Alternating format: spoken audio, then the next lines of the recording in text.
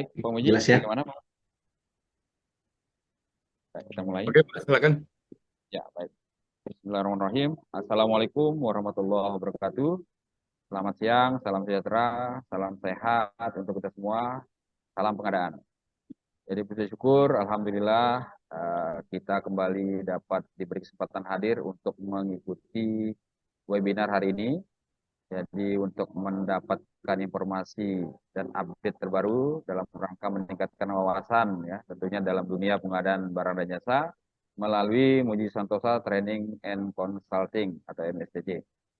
Jadi dalam hal ini juga kami ingin menyampaikan salam hormat kami dan terima kasih kepada Bapak Muji Santosa selaku Direktur Owner dari MSTC, dan salam hormat juga untuk Bapak Yepri Purnama SH ya, selaku narasumber atau pemateri kita hari ini. Adapun materi kita hari ini yaitu tentang mensyaratkan, menawar, serta evaluasi tentang personil manajerial dan peralatan utama. Baik Bapak Ibu sekalian, sekedar mengingatkan saja untuk tata tertib kita pada kelas webinar hari ini, yaitu acara dibagi 2 sesi seperti biasanya. Jadi narasumber akan menyampaikan materi selama 45 menit dan kemudian dilanjutkan diskusi dan tanya jawab yang dipandu oleh moderator. Selanjutnya, peserta yang mengajukan pertanyaan dapat melakukan klik tombol raise hand dan akan diberikan kesempatan bertanya oleh moderator. Selanjutnya, post test atau daftar hadir link disampaikan di chat Zoom setelah narasumber menyampaikan materi. Jadi sebagai bukti kehadiran dan penulisan nama di sertifikat. Peserta yang mengisi post test atau daftar hadir yang akan mendapatkan sertifikat kehadiran. Dan sertifikat akan diterbitkan paling cepat 2 kali 24 jam setelah kegiatan berakhir. Baik, Bapak Ibu yang kami hormati, sahabat MS. Jadi sebelum acara ini dimulai, marilah kita buka acara ini dengan sama-sama melafazkan basmalah. Bismillahirrahmanirrahim. Dan untuk kelancaran dan keberkahan acara kita hari ini, marilah kita sama-sama berdoa menurut agama dan keyakinan kita masing-masing. Berdoa disilahkan.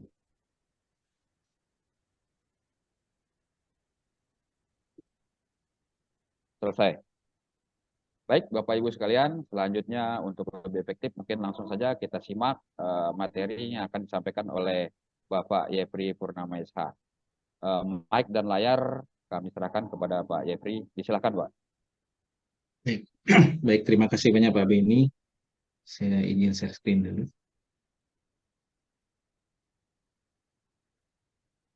Oke, kelihatan ya Pak ya? Kelihatan, Pak. Jelas, Pak. Oke, baik. Terima kasih Pak Beni. Assalamualaikum warahmatullahi wabarakatuh. Selamat pagi, selamat siang Bapak Ibu menjelang sore. Kalau di tempat saya ini udah sore nih Pak Beni. Udah jam 3. Selamat siang menjelang sore untuk Bapak Ibu semuanya. Salam sejahtera untuk kita semua. Baik, hari ini yang saya hormati, yang saya banggakan, Pak Muji Santosa selaku Direktur Muji Santosa Training and Consulting, yang hari ini mempercayakan dan memberikan amanah kepada saya, Bapak Ibu sekalian, untuk memberikan sedikit pembahasan yang nanti akan kita lanjutkan dengan diskusi terkait proses persyaratan penawaran serta evaluasi personil manajerial dan peralatan utama khususnya pada pekerjaan konstruksi. Jadi pada prinsipnya Bapak Ibu ini materi yang kita refresh materi, artinya mengingat kembali terkait bagaimana tata cara persyaratan penawaran serta evaluasi personil manajerial dan peralatan utama pada pekerjaan konstruksi. Pada prinsipnya materi ini sudah sering diulas, juga sudah sering dibahas di materi baik itu webinar-webinar sebelumnya. Jadi hari ini kita coba refresh kembali terkait materi tersebut. Nah, izin memperkenalkan diri Bapak Ibu sebelumnya. Nama saya Yepri Purnama, Bapak Ibu sekalian. Saat ini saya bekerja di bagian pengadaan barang dan jasa Pemerintah Kabupaten Kutai Kartanegara Kalimantan Timur, di mana penugasan saya sebagai Pokja Pemilihan, pejabat pengadaan, dan juga sebagai pendamping kontrak seperti itu. Nah, ini sedikit biodata saya, serta nomor handphone. Saya juga anggota MSTC dan juga saat ini juga terlibat di kepengurusan DPD Ikatan Fungsional untuk Provinsi Kalimantan Timur, Bapak Ibu sekalian. Baik Bapak Ibu, materi Pembahasan kita pada hari ini lebih spesifik kepada 3 poin saja, Bapak Ibu sekalian. Yang pertama, bagaimana terkait kita mempersyaratkan dalam terkait personil dan peralatan untuk pekerjaan konstruksi yang sesuai dengan ketentuan dan kebutuhan kita khususnya. Yang kedua, poin kedua terkait penawaran sesuai dengan apa yang dipersyaratkan, serta yang terakhir adalah evaluasi berdasarkan pada dokumen penawaran yang disampaikan oleh penyedia atau pelaku usaha, Bapak Ibu sekalian. Jadi ini outline-nya yang coba kita bahas hari ini. Seperti tadi kata Pak Beni, mungkin dari proses pemilihan ini, kalau kita berbicara Pak ya, kalau ada mungkin dari permasalahan-permasalahan di proses pelaksanaan, tentu akan kembali ke tahap-tahap di proses pemilihan juga. Ya, tahap proses pemilihan tentu juga akan menjadi bahan dalam proses audit atau pemeriksaan, mungkin dalam hal terdapat terjadi kesalahan mungkin di proses pelaksanaan, seperti itu Bapak Ibu sekalian. Baik, yang pertama Bapak Ibu, kita membahas terkait persyaratan dalam pekerjaan konstruksi, khususnya untuk persyaratan personil dan peralatan Bapak Ibu sekalian. Nah, jadi pada prinsipnya alur proses dari pemilihan penyedia barang dan jasa itu pada poinnya adalah persyaratan itu akan muncul di namanya dokumen pemilihan Bapak Ibu. Jadi semua persyaratan itu akan terangkum dan muncul di dalam dokumen pemilihan yang tentunya berdasarkan dari spesifikasi teknis yang ditetapkan oleh PPK yang sudah direview oleh Pokja pemilihan pada tahap persiapan pemilihan. Jadi pada tahap awal proses persiapan pemilihan, Pokja melakukan review terhadap dokumen spesifikasi teknis yang ditetapkan oleh PPK. Nah, apa yang menjadi syarat di dalam spesifikasi teknis ini khususnya terkait persyaratan peralatan dan pengalamanlah yang akan menjadi dokumen yang menjadi bagian di dalam dokumen pemilihan. Nah, jadi ini terkait klausul tentang persyaratan itu tercantum di dalam spesifikasi teknis dan di dalam dokumen pemilihan. Tentu di dalam proses penawaran ada namanya dokumen penawaran, Bapak Ibu sekalian. Ada namanya dokumen penawaran dengan berpedoman pada apa yang dipersyaratkan di dalam dokumen pemilihan. Jadi dokumen penawaran ini berpedoman pada apa yang dipersyaratkan di dalam dokumen pemilihan. Selanjutnya, setelah ada proses penawaran, maka ada namanya proses evaluasi, yang outputnya tentu kita semua ketahui ada namanya berita acara hasil evaluasi. Di mana berita acara evaluasi ini berdasarkan kepada dokumen penawaran yang disampaikan oleh pelaku usaha atau peserta tender, serta berpedoman pada dokumen pemilihan. Untuk proses berita acara evaluasi ini berdasarkan dari dokumen penawaran disampaikan pelaku usaha dengan berpedoman pada dokumen pemilihan. Jadi pedomannya juga dokumen pemilihan. Jadi pada intinya semua persyaratan dan semua tata cara itu tercantum di dalam dokumen pemilihan, Bapak Ibu. Nah, ini sedikit saya sampaikan terkait penetapan persyaratan sebagaimana cantum tadi ada di dalam spesifikasi teknis. Nah, ini dalam spesifikasi teknis khususnya pekerjaan konstruksi ada meliputi uraian spesifikasi teknis, keterangan dan gambar, serta rencana kerja keselamatan konstruksi. Jadi dalam uraian spesifikasi teknis inilah tercantum yang namanya spesifikasi peralatan konstruksi, serta spesifikasi jabatan kerja konstruksi. Nah, inilah yang nanti menjadi dasar atau menjadi bahan dalam menyusun dokumen pemilihan, Bapak Ibu sekalian. Nah, selanjutnya kita bicara tentang dokumen pemilihan. Jadi ini sebagai bahan refresh saja Bapak Ibu untuk kita sama-sama saling mengingat. Dokumen pemilihan sesuai ketentuan di dalam peraturan presiden itu disampaikan adalah dokumen yang dibuat oleh Pokja pemilihan ataupun pejabat pengadaan yang memuat informasi. Jadi isinya adalah informasi dan ketentuan yang harus ditaati oleh para pihak dalam pemilihan penyedia. Jadi sini saya bold Bapak Ibu, di dokumen pemilihan itu adalah dokumen yang dibuat oleh Pokja pemilihan atau pejabat pengadaan. Jadi kalau kita dalam proses tender tentu dibuat oleh Pokja pemilihan yang berisi tentang informasi proses pemilihan yang akan dilaksanakan serta ketentuan yang harus ditaati oleh para pihak dalam pemilihan penyedia. Jadi di sini harus ditaati oleh para pihak. Di sini jangan artinya bukan hanya para pihaknya penyedia saja. Kita selaku Pokja pemilihan pun juga harus mentaati ketentuan yang tercantum di dalam dokumen pemilihan, di mana ketentuan ini kita yang menetapkan. Kita selaku, karena saya juga selaku Pokja pemilihan, jadi Dokumen ini kita yang menetapkan. Jadi kita yang menetapkan, maka kita juga harus melaksanakan sesuai ketentuan yang sudah kita tetapkan di dalam dokumen pemilihan. Yang kedua, disusun berdasarkan dokumen persiapan pengadaan yang ditetapkan oleh pejabat pembuat komitmen dan telah dilakukan review oleh Pokja pemilihan atau pejabat pengadaan. Dan yang terakhir, terdiri atas dokumen kualifikasi dan dokumen tender, khususnya kalau kita bicara tentang proses tender, Bapak Ibu. Jadi inilah sedikit kita membahas tentang apa itu harfiahnya atau arti dari dokumen pemilihan. Jadi dokumen yang kita selaku Pokja yang menetapkan, yang berisi tentang informasi yang mungkin nanti akan juga tersampaikan kepada penyedia, serta ketentuan yang harus kita taati selaku Pokja dan juga ditaati oleh penyedia dalam melakukan proses penawaran. Nah, dalam menentukan ketentuan persyaratan, Bapak Ibu, terdapat unsur, kriteria, dan tata cara. Jadi ini semua harus clear, Bapak Ibu sekalian. Harus jelas unsur, harus jelas subjek-subjek ini. Pertama terkait unsur, harus jelas unsurnya, personilnya seperti apa. Kalau kita bicara tentang personil dan peralatan, jadi unsur itu meliputi personil dan peralatan yang dipersyaratkan. Nah, ini harus jelas tercantum di dalam dokumen pemilihan, mengacu dari tadi kepada dokumen spesifikasi teknisnya PPK.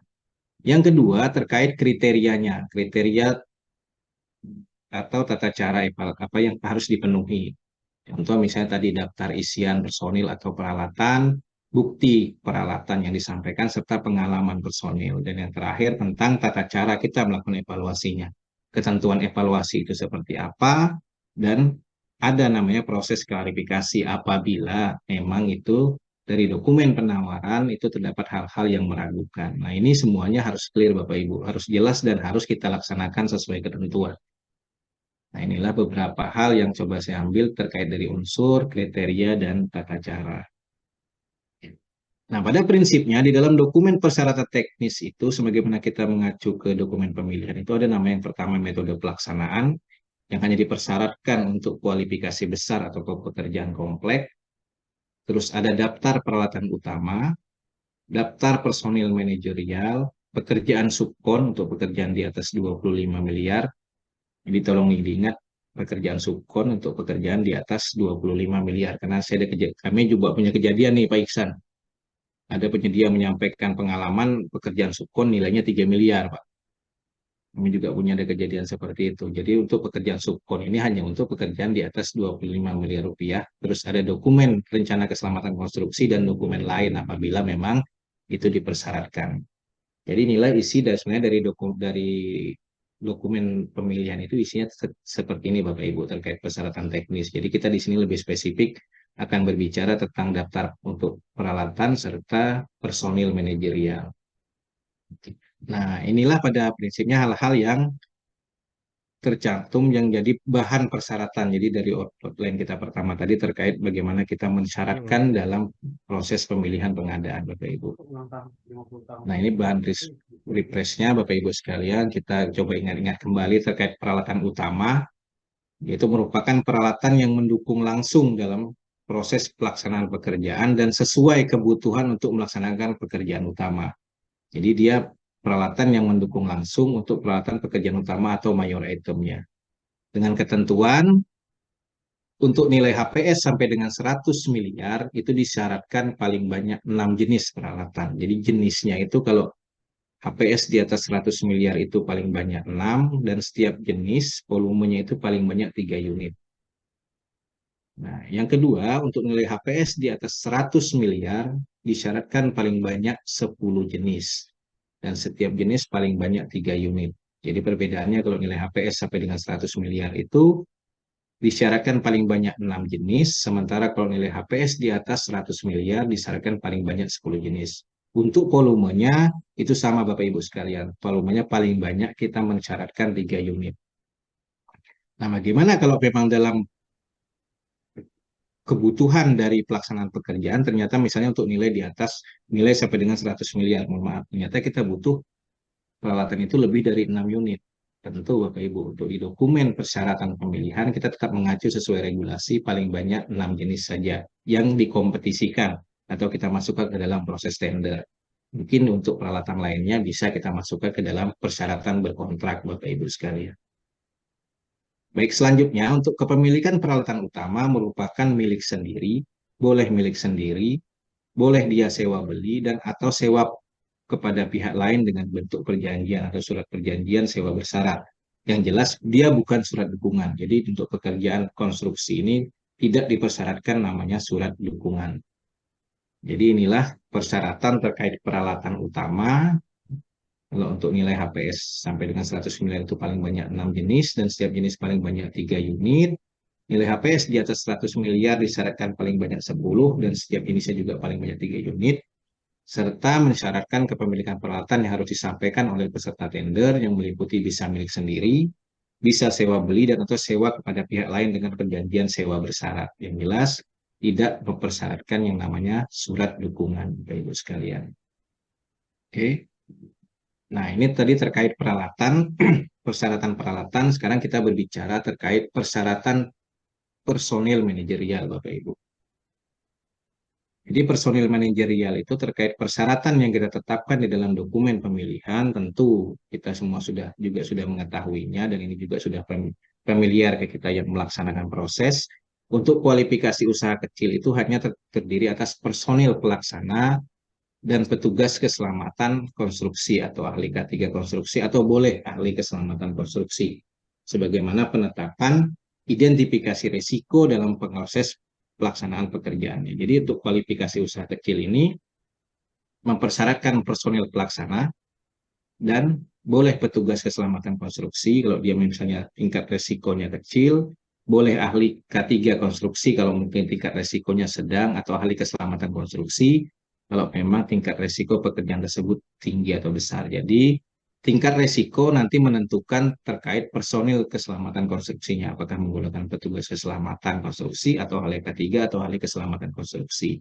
Yang jelas kalau kualifikasi usaha kecil hanya mempersyaratkan dua ini saja, personil pelaksana dan personil dari petugas K3 atau ahli K3, Bapak Ibu sekalian.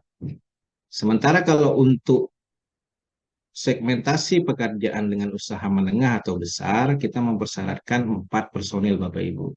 Ada namanya manajer pelaksana proyek, ada namanya manajer teknik, terus manajer keuangan, dan yang terakhir ada ahli K3 konstruksi atau ahli keselamatan konstruksi. Nah, jadi untuk kualifikasi usaha menengah atau besar, kita mempersyaratkan 4 personil manajerial. Sementara kalau kualifikasi usaha kecil tadi hanya mensyaratkan 2 saja, bisa ada personil pelaksana dan petugas atau ahli K3, Bapak Ibu sekalian. Untuk jumlah personil disyaratkan 1 orang untuk masing-masing jabatan.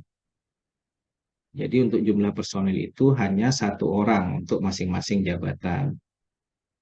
Untuk HPS di atas 50 miliar, khusus manajer teknis itu bisa disyaratkan maksimal 2 personil. Sementara untuk HPS di atas 100 miliar, untuk manajer teknisnya dapat dipersyaratkan maksimal 3 personil. Jadi kalau untuk kualifikasi usaha kecil, itu tadi hanya mempersyaratkan 1 orang saja di masing-masing jabatannya. Kecuali tadi untuk kegiatan HPS dengan nilai HPS di atas 50 miliar, untuk manajer teknis itu bisa disyaratkan maksimal 2 personil, dan HPS di atas 100 miliar untuk manajer teknis itu disyaratkan maksimal 3 personil, Bapak Ibu. Nah, selanjutnya terkait syarat SKA atau SKT, bahwa perlu kita ingat bersama bahwa untuk kualifikasi usaha kecil tidak mensyaratkan, Bapak Ibu. Jadi di sini poinnya adalah tidak mensyaratkan SKA, kecuali SKA ahli K3 konstruksi atau ahli keselamatan konstruksi. Jadi kalau untuk kualifikasi usaha kecil kita tidak boleh mempersyaratkan yang namanya SKA. Serta kalau untuk kualifikasi usaha menengah dan besar, kita tidak mempersyaratkan SKT, tapi kita mempersyaratkan namanya sertifikat keahlian. Kalau untuk kualifikasi menengah dan besar, sementara yang kecil tadi, kita tidak mempersyaratkan SKA-nya. Jadi kalau nanti pada saat kita proses review, kadang mungkin PPK-nya mensyaratkan mungkin ada yang untuk pelaksana dengan segmentasi kecil dan mempersyaratkan SKA, misalnya SKA ahli teknik jalan. Nah, maka itu juga tentu sudah tidak sesuai dengan ketentuan yang tercantum di dalam regulasi terkait pelaksanaan proses pemilihan penyedia, Bapak Ibu sekalian. Jadi ini yang perlu kita ketahui bahwa untuk usaha kecil itu tidak boleh mempersyaratkan SKA, sementara untuk usaha menengah dan besar itu tidak boleh mempersyaratkan SKT, Bapak Ibu. Nah, ini terkait persyaratan terkait personil manajerial yang artinya kita ingat kembali, dan mungkin Bapak Ibu sekalian juga sudah memahami ini, sudah paham, dan mungkin sudah familiar karena sehari-hari apalagi kita selaku Pokja dalam proses pemilihan tentu kita sering artinya mereview, melakukan proses pemilihan seperti itu Bapak Ibu sekalian. Nah, selanjutnya setiap personil hanya disyaratkan satu SKK atau sertifikat kompetensi kerja. Kecuali untuk manajer keuangan, Bapak Ibu, kita tidak boleh mempersyaratkan SKK. Jadi setiap personil itu hanya disyaratkan memiliki satu sertifikat kompetensi kerja saja. Jangan sampai nanti di persyaratan proses tender atau di persyaratan di dalam spesifikasi teknis tercantum bahwa personil tersebut harus memiliki 2 SKK misalnya, Bapak Ibu. Itu tidak boleh, itu sudah tidak sesuai dengan ketentuan regulasi. Jadi setiap personil hanya disyaratkan satu sertifikat kompetensi kerja saja. Kecuali tadi untuk manajer keuangan, kita tidak boleh tidak mempersyaratkan yang namanya SKK. Yang kedua, untuk sertifikat petugas keselamatan konstruksi atau ahli K3 konstruksi, tidak boleh dibatasi hanya diterbitkan salah satu lembaga sertifikasi profesi atau instansi yang berwenang sesuai ketentuan undang-undang. Nah, ini juga perlu kita ingat bersama bahwa terkait persyaratan sertifikat petugas keselamatan konstruksi atau ahli K3 itu tidak boleh hanya dibatasi misalnya dikeluarkan oleh satu lembaga saja, misalnya dikeluarkan oleh PUPR, misalnya lembaga tertentu. Nah, itu tidak boleh kalau kita bicara ketentuan di dalam dokumen pemilihan. Nah, ini juga saya coba ambil kalau terkait ketentuan di dalam SE PUPR 18/2021 tentang proses pemilihan penyedia khususnya ya memang ini di lingkup Kementerian PUPR Bapak Ibu, tapi paling tidak ini juga bisa menjadi bahan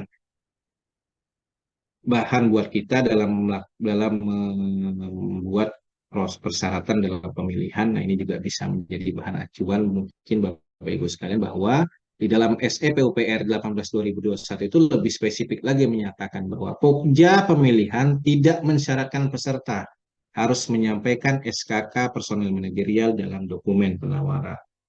Jadi terkait SKK ini sebenarnya penyedia itu tidak, kalau kita bicara dari regulasi kalau di PUPR, SKK personil manajerial ini tidak wajib disampaikan Bapak Ibu sekalian. Artinya penyedia tidak menyampaikan SKK pun bukan hal yang menggugurkan seperti itu.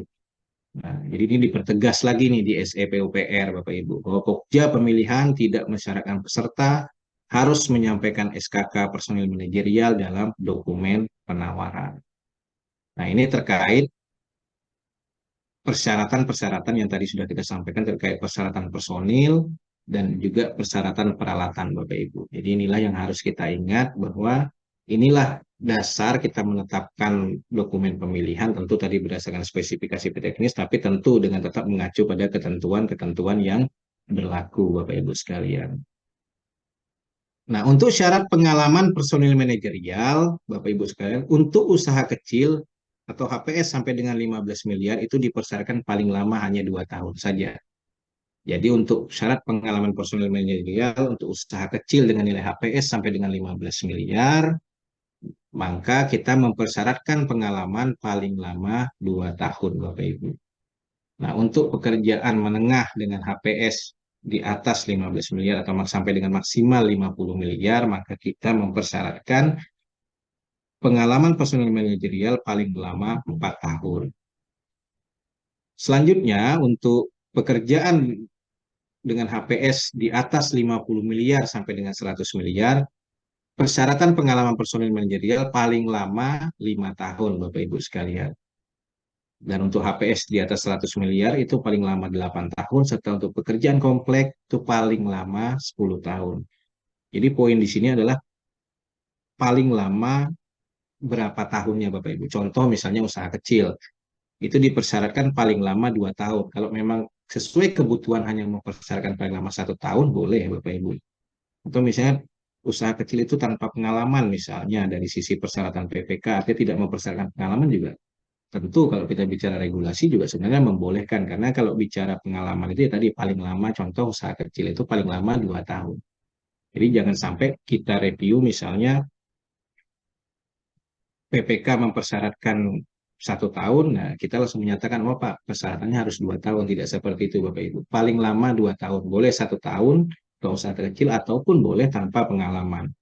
Tetapi kalau untuk usaha menengah itu tadi tetap paling lama 4 tahun. Tapi saya rasa PPK pasti tetap mempersyaratkan namanya pengalaman ini.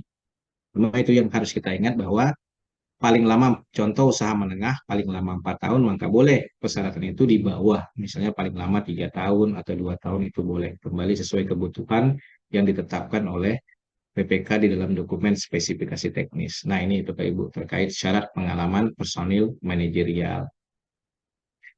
Untuk syarat petugas atau ahli K3, kita menetapkan persyaratan berdasarkan namanya tingkat risiko Bapak Ibu.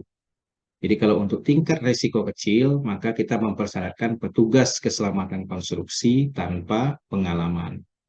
Nah, jadi kalau tingkat risiko kecil yang dipersyaratkan adalah petugas keselamatan konstruksi tanpa pengalaman.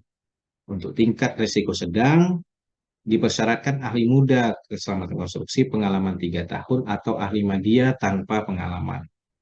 Jadi kalau risiko sedang, persyaratannya ada ahli muda K3 pengalaman 3 tahun atau ahli media tanpa pengalaman atau 0 tahun.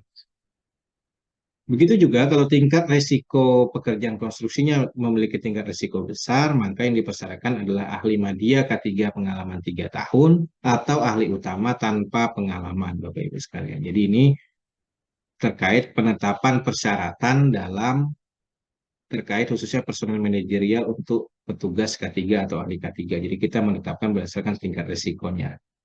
Jadi untuk risiko kecil itu petugas keselamatan konstruksi tanpa pengalaman, risiko sedang ahli muda K3 pengalaman 3 tahun atau ahli media 0 tahun, dan ahli media K3 pengalaman 3 tahun atau ahli utama 0 tahun untuk tingkat risiko besar. Nah, inilah penetapan terkait persyaratan dalam proses pemilihan yang kita cantumkan di dalam dokumen pemilihan kita. Jadi ini persyaratan Bapak Ibu.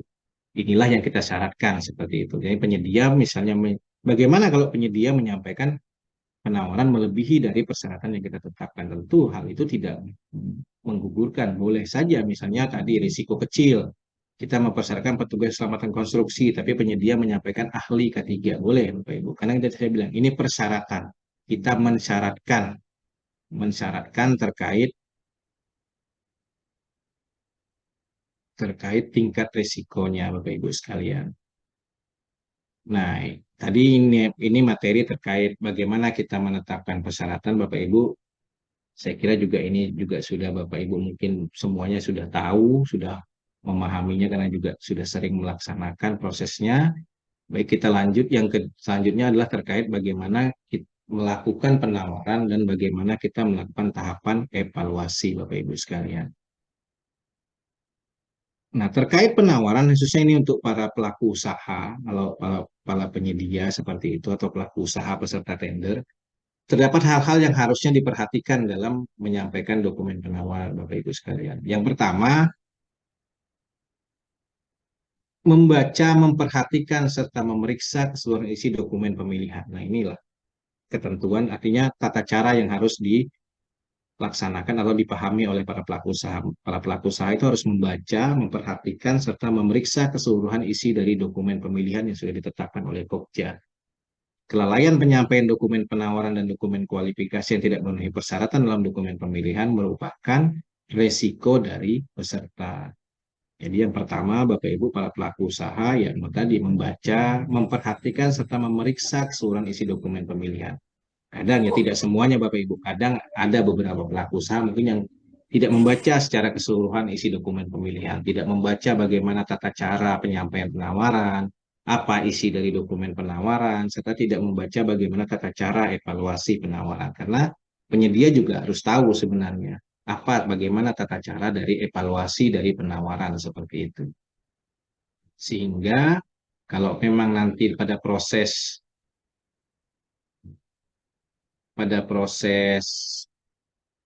pemilihan atau pada proses evaluasi mungkin ada hal-hal yang tidak bersesuaian dengan dokumen pemilihan, penyedia juga sudah memahaminya Bapak Ibu sekalian.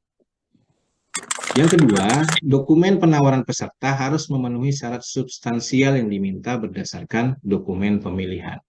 Nah, ini poin yang kedua Bapak Ibu, bahwa dokumen penawaran peserta harus memenuhi syarat-syarat substansial yang diminta berdasarkan dokumen pemilihan. Contoh tadi misalnya di khusus untuk personil manajerial, maka seperti kita ketahui wajib menyampaikan daftar isian beserta bukti referensi atau pengalaman pekerjaan. Nah, itu syarat substansialnya Bapak Ibu.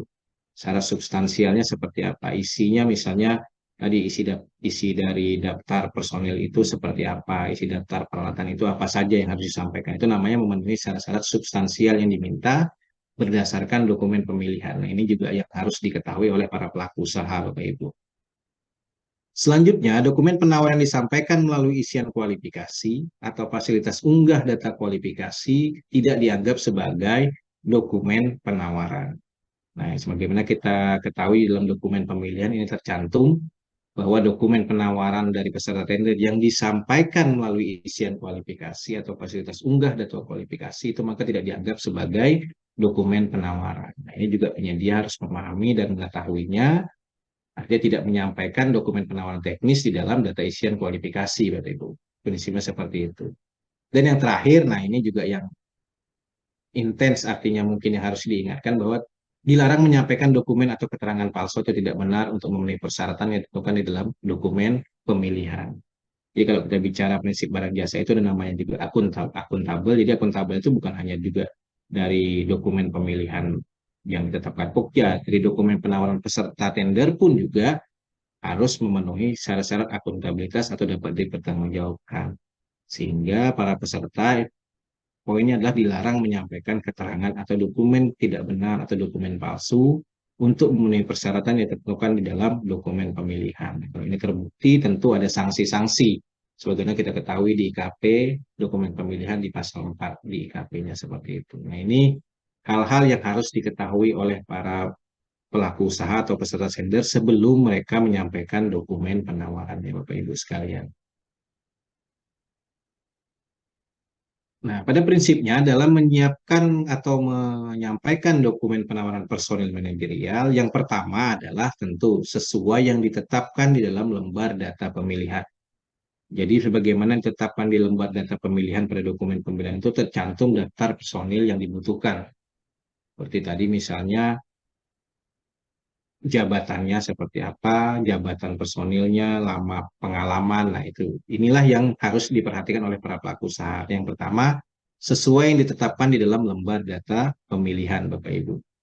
Yang kedua, pelaku usaha wajib menyampaikan daftar isian personel manajerial. Artinya wajib menyampaikan daftar isian personil manajerial. Ini wajib disampaikan. Dalam hal daftar isian personil manajerial tidak disampaikan, maka tentu seperti saya sampaikan di awal tadi tidak memenuhi syarat substansial dokumen pemilihan sesuai yang dipersyaratkan, Bapak Ibu. Yang ketiga, melampirkan daftar riwayat pengalaman kerja atau referensi kerja dari pejabat penandatangan kontrak.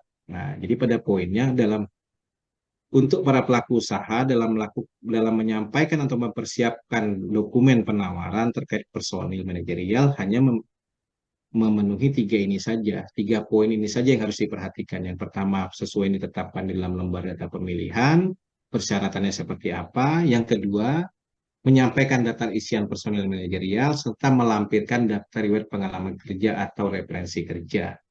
Jadi nanti pada saat proses evaluasi ya ini saja yang harusnya diperhatikan oleh Pokja pemilihan. Tidak tercantum di dalam dokumen itu juga wajib menyampaikan tadi SKK misalnya, sertifikat kompetensi kerja, tidak diharuskan menyampaikan ijazah, Bapak Ibu sekalian. Tidak ada regulasi atau ketentuan hal-hal tersebut. Jadi cukup ini saja disampaikan, daftar isian personil serta daftar riwayat pengalaman kerja atau referensi kerja dari pejabat penandatangan kontrak. Nah, inilah persiapan atau dokumen serta ketentuan yang harus diperhatikan oleh para pelaku usaha dalam menyampaikan dokumen penawaran khususnya terkait personil manajerial.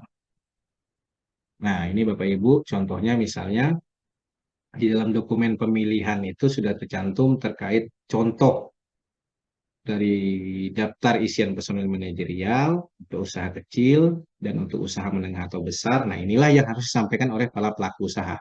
Yang pertama adalah daftar personil manajerial beserta daftar riwayat hidup personil atau referensi kerja dari pejabat penandatangan kontrak.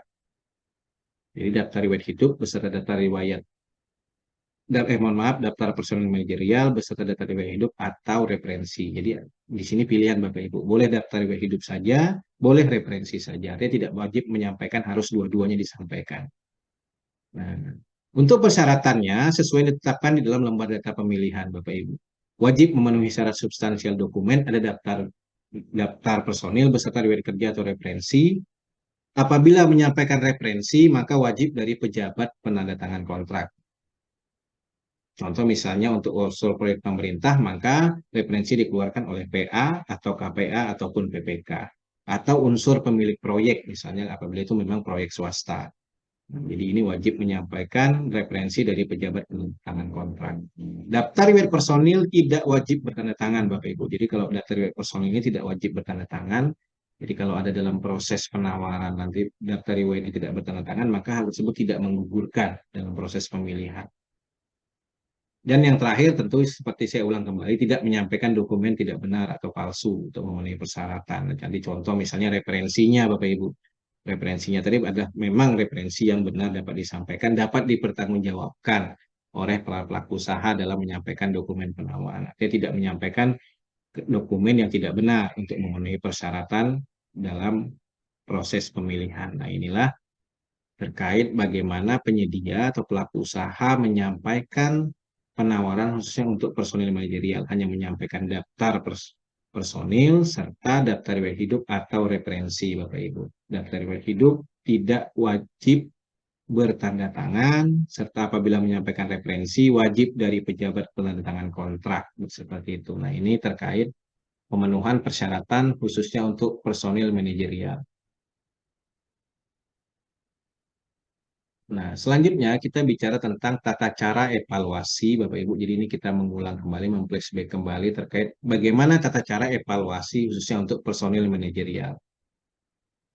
Yang pertama adalah kompetensi personil meliputi lamanya pengalaman bekerja. Jadi kompetensi personil manajerial ini meliputi lamanya pengalaman bekerja, tentu sesuai yang dipersyaratkan oleh PPK di dalam dokumen pemilihan. Jadi seperti itu. Yang kedua, pengalaman yang disampaikan tanpa melampirkan daftar riwayat pengalaman kerja atau tidak melampirkan referensi, maka tidak dapat dihitung sebagai pengalaman. Jadi dalam dokumen penawaran peserta tender harus melampirkan daftar personil beserta riwayat pengalaman kerja atau referensi. Jadi yang jadi dasar penilaian kita adalah riwayat pengalaman kerja atau referensi untuk dapat menghitung pengalaman personil yang disampaikan. Maka dalam hal penyedia tidak menyampaikan ini, maka tidak dapat dihitung sebagai pengalaman. Untuk pengalaman kerja dihitung berdasarkan data riwayat atau pengalaman kerja dari atau referensi dari pejabat penandatangan kontrak. Ini seperti disampaikan di awal tadi. Untuk tingkat resiko keselamatan konstruksi kecil, peserta dapat menawarkan ahli K3 konstruksi atau ahli keselamatan konstruksi. Jadi tidak dibatasi Bapak Ibu, seperti saya sampaikan di awal tadi, persyaratan kita mensyaratkan kalau untuk tingkat resiko kecil itu adalah petugas keselamatan konstruksi. Nah, dalam proses penawaran, penyedia boleh menawarkan ahli K3 atau ahli keselamatan konstruksi Bapak Ibu. Peserta yang menawarkan personil manajerial, ahli K3 konstruksi, atau petugas keselamatan konstruksi lebih dari yang disyaratkan, maka tidak digugurkan, Bapak Ibu sekalian. Contoh misalnya tadi kita mempersyaratkan usaha kecil personilnya pelaksana, misalnya pelaksana dengan SKK, misalnya sertifikat keterampilan pelaksana pekerjaan jalan. Penyedia menyampaikan misalnya dengan lebih dari yang disyaratkan, misalnya dia mensyaratkan menyampaikan SKA, misalnya ahli teknik jalan, maka hal tersebut tidak menggugurkan Bapak Ibu. Begitu pun untuk petugas atau ahli K3 konstruksi. Nah, selanjutnya pengalaman kerja dihitung per tahun tanpa memperhatikan lamanya pelaksanaan konstruksi. Jadi dihitung berdasarkan tahun anggaran. Jadi kita tidak menghitung lamanya pelaksanaan pekerjaan konstruksi tersebut, tapi yang dihitung hanya tahun anggarannya saja. Misalnya penyedia tadi menyampaikan tahun 2021, kita tidak menghitung lama pengalaman bekerjanya, tapi tahunnya. Dia hitung adalah per tahunnya. Jadi bagaimana kalau penyedia misalnya menyampaikan pengalaman tahun yang sama, Bapak Ibu. Misalnya di 2021, di pengalaman yang pertama, misalnya Januari sampai Februari, yang kedua juga pengalamannya, misalnya tadi Maret sampai April. Makanya kita hitung tentu per tahunnya tadi disampaikan. Kita tidak menghitung tahun anggaran. Dihitungnya berdasarkan tahun anggaran, bukan lamanya pekerjaan. Jadi itu bisa dinyatakan hanya 1 tahun saja, Bapak Ibu. Nah, ini terkait yang pertama terkait evaluasi untuk personil manajerial, Bapak Ibu sekalian. Selanjutnya, penilaian pengalaman personil manajer pelaksana, penilaian pengalaman manajer pelaksana atau penilaian pelaksana dan manajer teknis serta pelaksana, Bapak Ibu mohon maaf, penilaian pengalaman manajer pelaksana atau proyek, manajer teknis serta pelaksana dilakukan terhadap pengalaman dalam melaksanakan pekerjaan konstruksi. Jadi ini tolong harus kita ingat bahwa penilaian pengalaman personil itu adalah pelaksanaan pekerjaan konstruksi. Jadi mau pekerjaan apapun yang pasti, tapi pekerjaannya adalah pekerjaan konstruksi, maka dapat dinilai sebagai pengalaman. Contoh misalnya kita proses tender jalan misalnya, peningkatan jalan, tapi personil yang disampaikan di dalam daftar menyampaikan pengalaman adalah pelaksana bangunan gedung, maka juga tetap hal tersebut tetap dapat kita lakukan penilaian untuk terkait pengalaman karena yang dinilai adalah melaksanakan pekerjaan konstruksinya, bukan sesuai bidang atau sesuai lingkup pekerjaan sebagaimana yang mungkin yang kita tenderkan atau pekerjaan paket pekerjaan yang akan dilaksanakan Bapak Ibu sekalian. Terus pengalaman kerja dinilai adalah pengalaman kerja setelah personel tersebut lulus pendidikan minimal sesuai untuk persyaratan memperoleh SKA SKT. Jadi pengalaman dinilai adalah pengalaman setelah personel tersebut lulus pendidikan. Jadi nanti kita bisa lihat di lulus pendidikannya seperti apa. Karena kalau kita berbicara di contoh daftar isian personel di dalam dokumen pemilihan itu ada daftar pendidikan terakhir, tapi tidak menyampaikan buktinya, hanya menyampaikan daftarnya saja. Misalnya S1-nya lulus tahun berapa, S2-nya lulus tahun berapa, nah seperti itu. Jadi pengalaman kerja yang dinilai adalah pengalaman setelah personil lulus pendidikan minimal. Untuk petugas keselamatan konstruksi atau ahli K3 konstruksi, pengalaman penilaian pengalaman meliputi terhadap pengalaman keterampilan dan keahlian K3 dalam melaksanakan pekerjaan konstruksi. Nah, jadi untuk petugas atau ahli K3, penilaian pengalamannya adalah meliputi penilaian dalam melaksanakan keterampilan atau keahlian K3 dalam pekerjaan konstruksi, Bapak Ibu. Jadi hanya pekerjaan konstruksi saja, Bapak Ibu sekalian. Untuk manajer keuangan dilakukan terhadap penilaian pengalaman mengelola keuangan. Nah, di sini juga saya ulang kembali bahwa perhitungan pengalaman personil berdasarkan daftar riwayat, pengalaman kerja, atau referensi kerja dari pejabat penandatangan kontrak, Bapak Ibu sekalian. Nah, inilah terkait evaluasi terkait bagaimana kita menilai pengalaman serta pemenuhan persyaratan untuk personil manajerial, Bapak Ibu. Nah, ini contoh Bapak Ibu sekalian, misalnya kita mempersyaratkan manajer pelaksana dengan pengalaman kerja 4 tahun, memiliki SKK, ahli muda, manajemen konstruksi, jenjang 7 misalnya.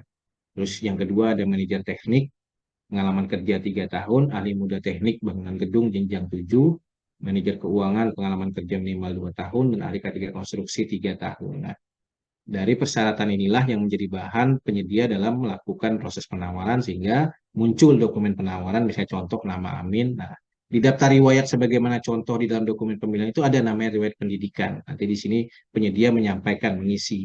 Misalnya D3 lulus tahun berapa, S1 lulus tahun berapa, seperti itu. Jabatan manajer pelaksana, pengalaman 5 tahun.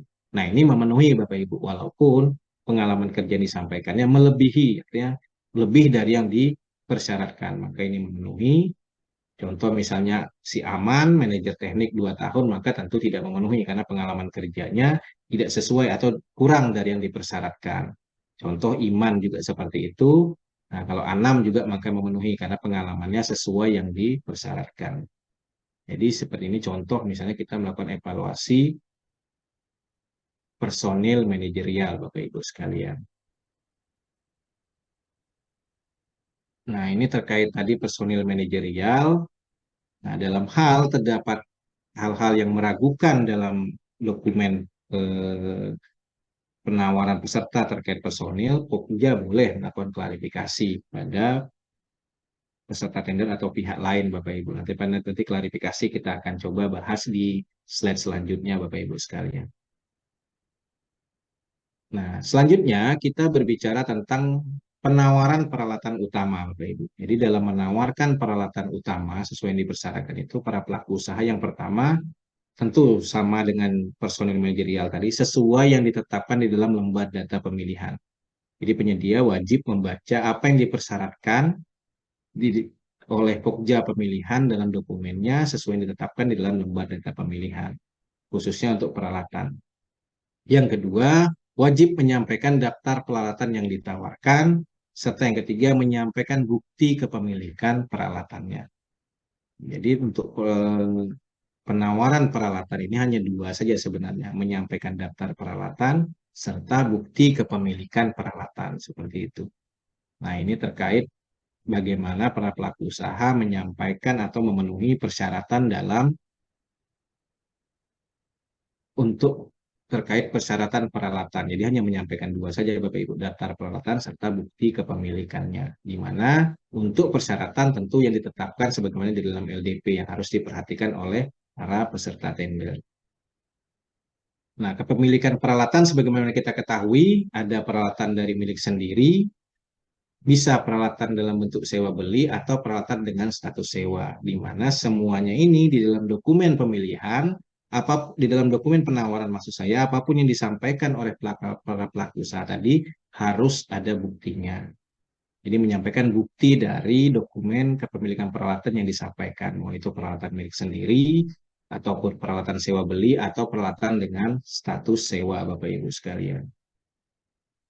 Nah, ini terkait bukti kepemilikan, sebagaimana sama-sama kita ketahui bahwa untuk peralatan milik sendiri yaitu STNK atau boleh STNK Bapak Ibu, BPKB misalnya, invoice, kwitansi, bukti pembelian, surat perjanjian jual beli atau bukti kepemilikan lainnya yang bisa menyatakan bahwa memang peralatan tersebut adalah milik sendiri dari para pelaku usaha atau peserta tender. Nah, untuk surat kepemilikan yang berupa sewa beli yaitu surat perjanjian sewa beli, invoice, uang muka, kwitansi uang muka, angsuran atau bukti sewa beli lainnya. Sementara untuk bukti peralatan yang berupa sewa, yaitu surat perjanjian sewa beserta bukti kepemilikan penguasaan peralatan dari pihak pemberi sewa. Jadi kalau untuk perjanjian sewa ini terdiri dari dua unsur, yaitu ada surat perjanjian serta wajib menyampaikan bukti kepemilikan dari pihak pemberi sewanya. Nah, inilah terkait hal-hal yang bisa menjadi bukti kepemilikan yang menyatakan bisa menjadi bukti bahwa menyatakan bahwa barang-barang tersebut adalah milik sendiri atau bisa juga dalam bentuk sewa beli ataupun dalam bentuk surat perjanjian sewa. Yang inilah yang harus disampaikan oleh para pelaku usaha atau para peserta tender dalam dokumen penawaran Bapak Ibu sekalian. Nah, untuk terkait evaluasi peralatan, ketentuannya adalah yang pertama, ini tadi kita bicara tentang penawaran, apa yang harus disampaikan oleh peserta. Selanjutnya kita membahas tentang bagaimana kita mengevaluasi peralatan tersebut. Yang pertama adalah terkait jenis kapasitas serta jumlah peralatan sesuai yang dipersyaratkan dalam LDP. Jadi yang harus dilihat di sini adalah Bapak Ibu jenisnya, kapasitas, serta jumlah peralatan sesuai yang kita persyaratkan di dalam lembar data pemilihan yang tercantum di dalam dokumen. Nah, inilah yang menjadi subjek atau output kita dalam melakukan proses penawaran. Yang kedua, pencantuman merek tipe, pencantuman merek, tipe, dan lokasi peralatan dalam daftar isian, Bapak Ibu sekalian. Pencantuman merek, tipe, dan lokasi peralatan dalam daftar isian tidak menggugurkan. Jadi apabila penyedia menyampaikan merek, tipe, dan lokasi peralatan dalam daftar isian peralatannya, maka tidak menggugurkan Bapak Ibu. Nah, bagaimana kalau penyedia tersebut terdapat perbedaan antara yang disampaikan di dalam daftar dan disampaikan terkait buktinya Bapak Ibu sekalian? Nah, apabila terdapat perbedaan antara daftar isian dan bukti yang disampaikan khususnya untuk pencantuman merek dan tipe saja kita bicara karena lokasi tidak. Apabila terdapat perbedaan merek dan tipe antara daftar dan bukti, maka hal tersebut juga tidak menggugurkan Bapak Ibu. Karena kalau kita bicara regulasi ketentuannya dalam dokumen bahwa pencantuman merek tipe lokasi peralatan dalam daftar isian tidak menggugurkan. Jadi kita tidak perlu melihat atau mengevaluasi merek tipe pada daftar isian peralatan. Nah, apabila terdapat perbedaan merek dan tipe antara daftar dan bukti, tentu yang kita harus pertanyakan adalah merek dan tipe pada buktinya saja. Nah, seperti itu Bapak Ibu. Jadi kita tidak harus mengevaluasi terkait merek tipe pada daftar. Jadi kalau ada perbedaan misalnya merek dan tipe pada daftar dan bukti, jangan sampai hal ini menjadi hal yang menggugurkan. Nanti ketika menggugurkan karena terdapat perbedaan merek dan tipe peralatan sesuai yang dapat disampaikan pada daftar dan bukti. Hal itu tidak menggugurkan Bapak Ibu sekalian. Ini tolong diingat bahwa pencantuman merek tipe di dalam daftar isian tidak menggugurkan. Mohon izin Pak Nah, Yenti, dalam hal kapasitas, ya Pak, mohon izin waktunya mungkin tinggal 5 menit lagi lah. Ini sudah oke, lewat sebenarnya. oke, baik, baik, baik. Poin-poin. Selanjutnya, Bapak Ibu, terkait kapasitas, komposisi, dan jumlah peralatan ditawarkan berbeda dengan tercantum dokumen pemilihan, maka hal tersebut tidak langsung menggugurkan, tapi kita selaku Pokja wajib membandingkan produktivitas alat tersebut berdasarkan metode pelaksanaan. Nah, apabila ada hal-hal yang meragukan atau kurang jelas, maka kita selaku Pokja dapat melakukan klarifikasi kepada pemilik peralatan atau pemilik peralatan sewa terhadap bukti yang disampaikan peserta. Jadi di sini tolong diingat juga Bapak Ibu, apabila ada hal-hal yang meragukan atau kurang jelas, kita selaku Pokja dapat melakukan klarifikasi kepada pemilik peralatan atau pemilik peralatan sewa, Bapak Ibu sekalian. Baik, selanjutnya ketentuan evaluasi peralatan untuk bukti kepemilikan yang berupa milik sewa atau milik atau sewa beli yang bukan nama peserta tender, maka tidak menjadi hal yang menggugurkan. Yang kedua, bukti kepemilikan yang berupa sewa bukan atas nama pemberi sewa juga tidak menjadi hal yang menggugurkan pada saat kita evaluasi. Terus yang terakhir, bukti peralatan milik sendiri atau sewa beli atau sewa disampaikan oleh peserta tidak lakukan klarifikasi secara fisik, Bapak Ibu. Akhirnya tidak lakukan klarifikasi secara fisik. Nah, ini contoh Bapak Ibu, contoh saja. Misalnya peralatannya bulldozer, kapasitas 100 sampai 150 HP, jumlah 1 unit. Ini persyaratan dump truck, ekskavator, vibrator, dan motor grader. Nah, dia menyampaikan bulldozer, jadi tolong diingat merek tipe ini tidak menjadi hal yang harus dievaluasi Bapak Ibu. Jadi pada prinsipnya ini kita abaikan saja, kita tidak perlu mengevaluasi merek tipe pada daftar. Jadi contohnya bulldozer yang dipersyaratkan 100 sampai 150 HP, penyedia menyampaikan kapasitas 155 HP, maka hal ini tentu harus dibandingkan dulu produktivitasnya.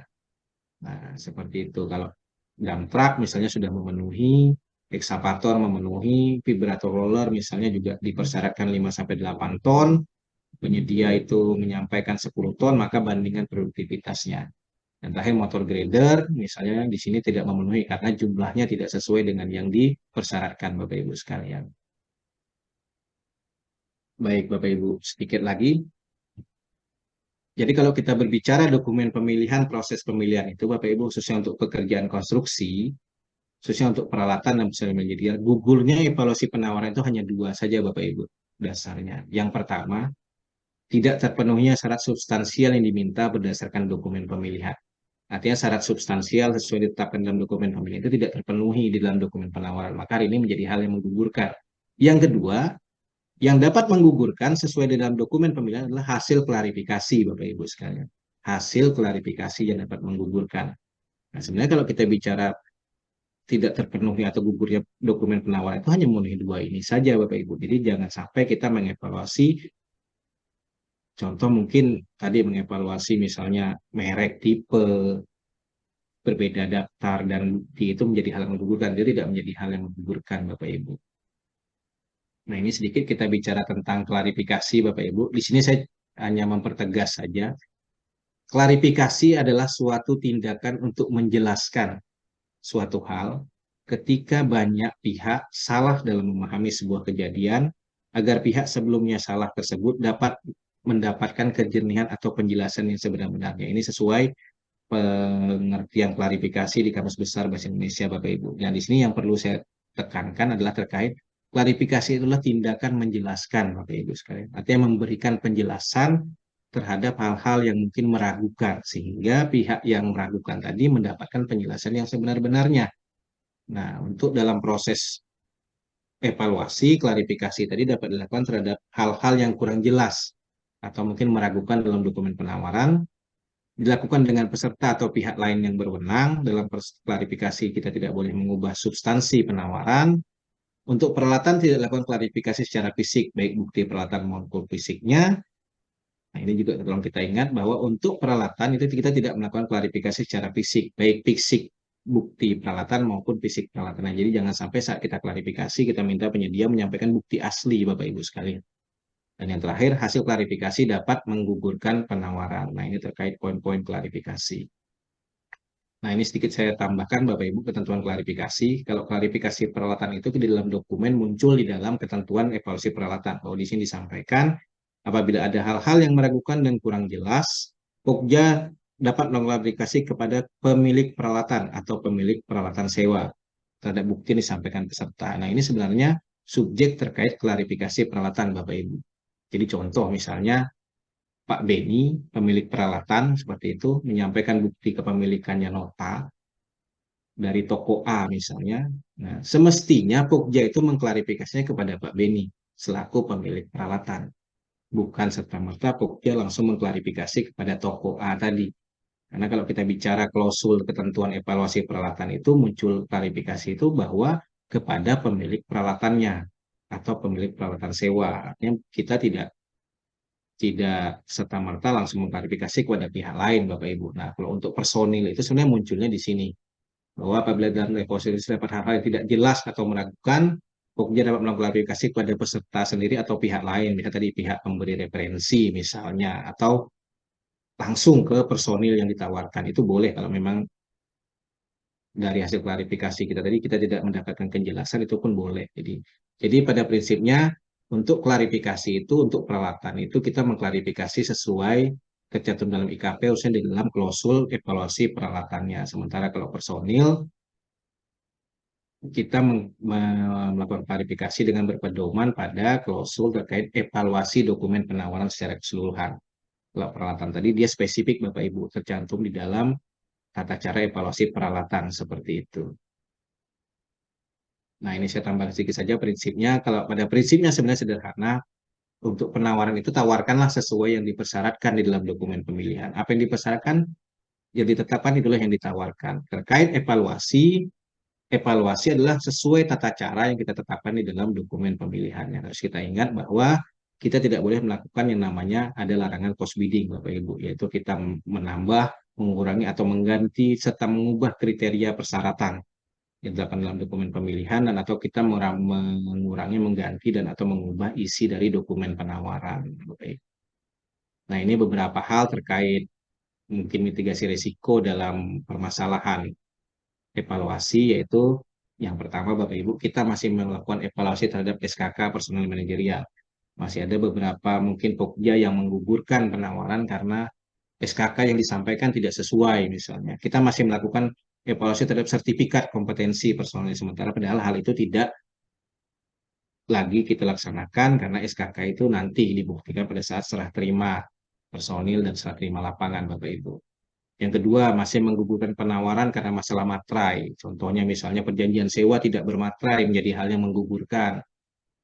Artinya perjanjian sewa tidak bermaterai. Artinya Pokja ini secara garis besar mereka mengevaluasi Pak Beni pasalnya surat perjanjian, Pak. Memang di pasal surat perjanjian itu tercantum bahwa perjanjian ini dibuat oleh dua pihak bermaterai cukup. Tapi hal itu tentu tidak menjadi hal untuk menggugurkan, tidak substansi atau tidak sesuai dengan yang tercantum di dalam dokumen pemilihan.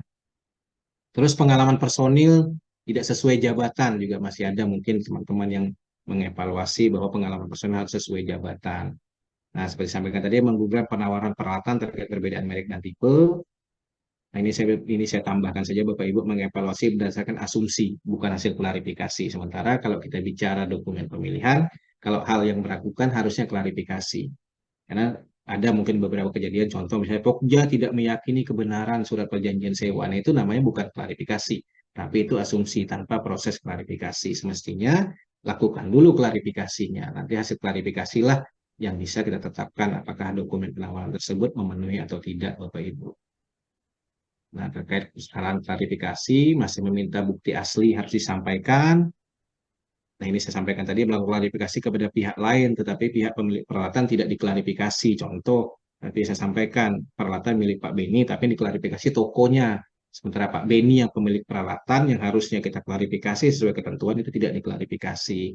Perlakuan tidak adil dalam klarifikasi. Contoh misalnya mungkin Bapak Ibu sekalian, kejadian mengundang klarifikasi, tapi waktunya terlalu mepet. Artinya waktu penyiapan peserta untuk menghadiri pun terlalu mepet. Mengundang klarifikasi malam hari, misalnya, tapi penyedia harus hadir siang. Nah, itu namanya perlakuan yang tidak adil dalam klarifikasi. Sementara mungkin masih juga dari sisi pelaku usaha masih terdapat penyampaian dokumen atau keterangan tidak benar atau keterangan palsu dalam baik itu dalam proses klarifikasi ataupun dalam dokumen pemilihan Bapak Ibu sekalian. Nah, baik Bapak Ibu sekalian, demikian materi singkat yang dapat saya sampaikan terkait proses persyaratan penawaran serta evaluasi. Artinya ini cuma sekedar materi flashback kita untuk saling mengingat saja Bapak Ibu hal-hal yang sudah mungkin sudah familiar kita laksanakan seperti itu. Baik Bapak Ibu, demikian yang dapat saya sampaikan. Saya ucapkan terima kasih dan saya kembalikan ke Pak Beni selaku moderator. Silakan Pak. Baik, terima kasih Pak Yepri Purnama. Baik, Bapak Ibu sekalian, demikian tadi setelah kita simak bersama materi yang disampaikan oleh Pak Yepri Purnama. Selanjutnya kita langsung masuk ke sesi diskusi. Jadi bagi Bapak Ibu yang ingin bertanya ataupun sharing-sharing, silakan untuk melakukan klik tombol raise hand. Silakan Bapak Ibu. Mungkin untuk sementara saya ingin bertanya nih Pak. Nah, ini kebetulan ada Monggo Pak. request dari teman-teman nih kaitan dengan ini Pak. Jadi di dalam data kualifikasi biasanya itu ada penyedia yang menawarkan personil yang sama dengan penyedia lainnya dalam satu paket, Pak. Jadi di keterangannya di data kualifikasi itu kan biasanya muncul merah tuh Pak kalau sama itu. Yang Benar walaupun Pak. memang yang walaupun memang keterangannya di situ adalah apa istilah pegawai tidak tetap gitu Pak. Nah, terus disampaikan pun di data teknis itu personil yang sama gitu Pak. Dengan beberapa perusahaan yang sama. Apakah itu bisa menggugurkan, Pak? Nah, mohon pencerahannya nih, Pak. Jadi personil berarti terdapat kesamaan ya personil ya antara Ya, di kesamaan. Kesamaan. satu penyedia dengan penyedia yang lain ya Pak ya. Nah, kalau kita bicara IKP itu kan larangan pertentangan kepentingan itu kan boleh salah satu itu Pak. Artinya personil manajerial atau direktur suatu badan usaha tidak terlibat di personil atau badan usaha lain dalam tender yang sama dan seperti itu. Tapi kalau itu kan kita bicara tadi Pak, kalau memang nama personil tersebut memang sebagai contoh misalnya tenaga tetap yang memang tercantum di dalam akte atau memang tenaga tetap perusahaan ya. Kalau dia Ya, statusnya bukan tenaga tetap kan tentu tapi menawarkan personil yang sama. Tetapi kan seperti saya sampaikan tadi Pak bahwa untuk persyaratan teknis ini kan dalam hal penyedia menyampaikannya di data isian kualifikasi maka itu tidak dapat dinilai sebagai artinya bukan kalau disampaikan di data isian kualifikasi maka tidak memenuhi persyaratan teknis. Tapi yang kita harus lihat persyaratan dokumen teknisnya kan seperti itu Pak. Ya kalau memang hal tersebut memang dia bukan tenaga tetap, tentu kita bicara larangan kepentingan kepentingan. Tadi kan kita bicara Pak direksi atau tenaga tetap badan usaha kan seperti itu yang juga menjadi direksi atau tenaga tetap badan usaha lain. Nah, apa yang harus kita perhatikan itu Pak bahwa memang dia ini direksi atau tenaga tetap dari suatu badan usaha itu. Kalau dia bukan tenaga tetap, ya tentu hal-hal tersebut jadi hal yang meragukan yang bisa kita lakukan klarifikasi, Pak. Artinya penyedia yang mana yang memang pelaku usaha memang yang menyampaikan bisa saja mungkin, ya mungkin ini dalam tanda kutip penyedia tadi ada keterangan-keterangan tidak benar atau dokumen tidak benar yang disampaikan seperti itu. Ya itu sebenarnya skop fungsi suatu klarifikasi kan seperti itu, Pak ya. berarti kita lakukan klarifikasi saja, Pak ya. Jadi Iya, Pak, benar. antara di data teknis apa di data kualifikasi itu yang dimasukkan itu kan bukan merupakan pegawai tetap. Sehingga kita lakukan Iya, klarifikasi saja, Pak. iya. Ah, Siapa tahu untuk dia lanjut, mungkin di perusahaan lain dia tenaga tetap, Pak, kan seperti itu. betul. Tapi Di kalau perusahaan di sang teknis, satunya. Pak, kalau disampaikan di teknis, Pak. Jadi personel manajerial yang disampaikan sama dengan ada beberapa perusahaan dalam paket yang sama, itu menyampaikan personil yang sama, Pak. Bagaimana kira-kira? Apakah berlaku SE 18 itu, Pak? 2021 itu, Pak? Ya, terkait Nah, dengan itu kode-kode coba saya operasional. bilang kalau kita bicara SE 18 ini kan sebenarnya ya sebenarnya bisa saja kita kita apa ya, mohon maaf kita adopsi ya SE 18 ini walaupun mungkin bahasanya bahwa SE 18 ini hanya untuk Kementerian Lingkup PUPR kan seperti itu ya. Ya, prinsipnya sih benarnya bisa saja Pak kita adopsi SE 18, artinya bahwa dalam hal penyedia menawarkan personil yang sama, kan kalau kita bicara dalam hal penyedia menawarkan personil yang sama itu kan tahapannya sudah di tahapan itu di IKP di mau penetapan pemenang ya. Kan ada tuh dalam hal penyedia menawarkan personil yang sama, misalnya artinya dilakukan klarifikasi juga kan seperti itu Pak pada tahapannya. Jadi kan sebenarnya kalau kita bicara pekerjaan konstruksi ini kan lebih arah tuh lebih sih arahnya kita tuh lebih sering melakukan klarifikasi. Memang sebenarnya kan seperti itu Pak bahwa apabila penyedia menawarkan personil yang sama di paket yang sama kan, nah seperti itu kan seperti misalnya menawarkan personil yang sama nih beberapa tender yang ikuti dan dalam tender tersebut masing-masing tender makanya dapat ditetapkan sebagai pemenang setelah diklarifikasi untuk menentukan proses tersebut akan ditempatkan di mana. Artinya kalau dia misalnya dua tiga perusahaan menawarkan personil yang sama dan semuanya juga sudah memenuhi dari proses evaluasi, Pak, ya kita lakukan klarifikasi. Artinya personilnya akan ditempatkan di paket di penyedia yang mana atau perusahaan yang mana. Sementara yang lain maka dianggap tidak menyampaikan personil.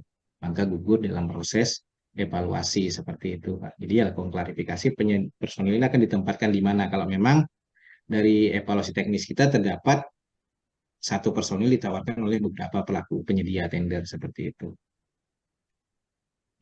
Seperti itu Baik, Pak baik. Beni. Terima kasih.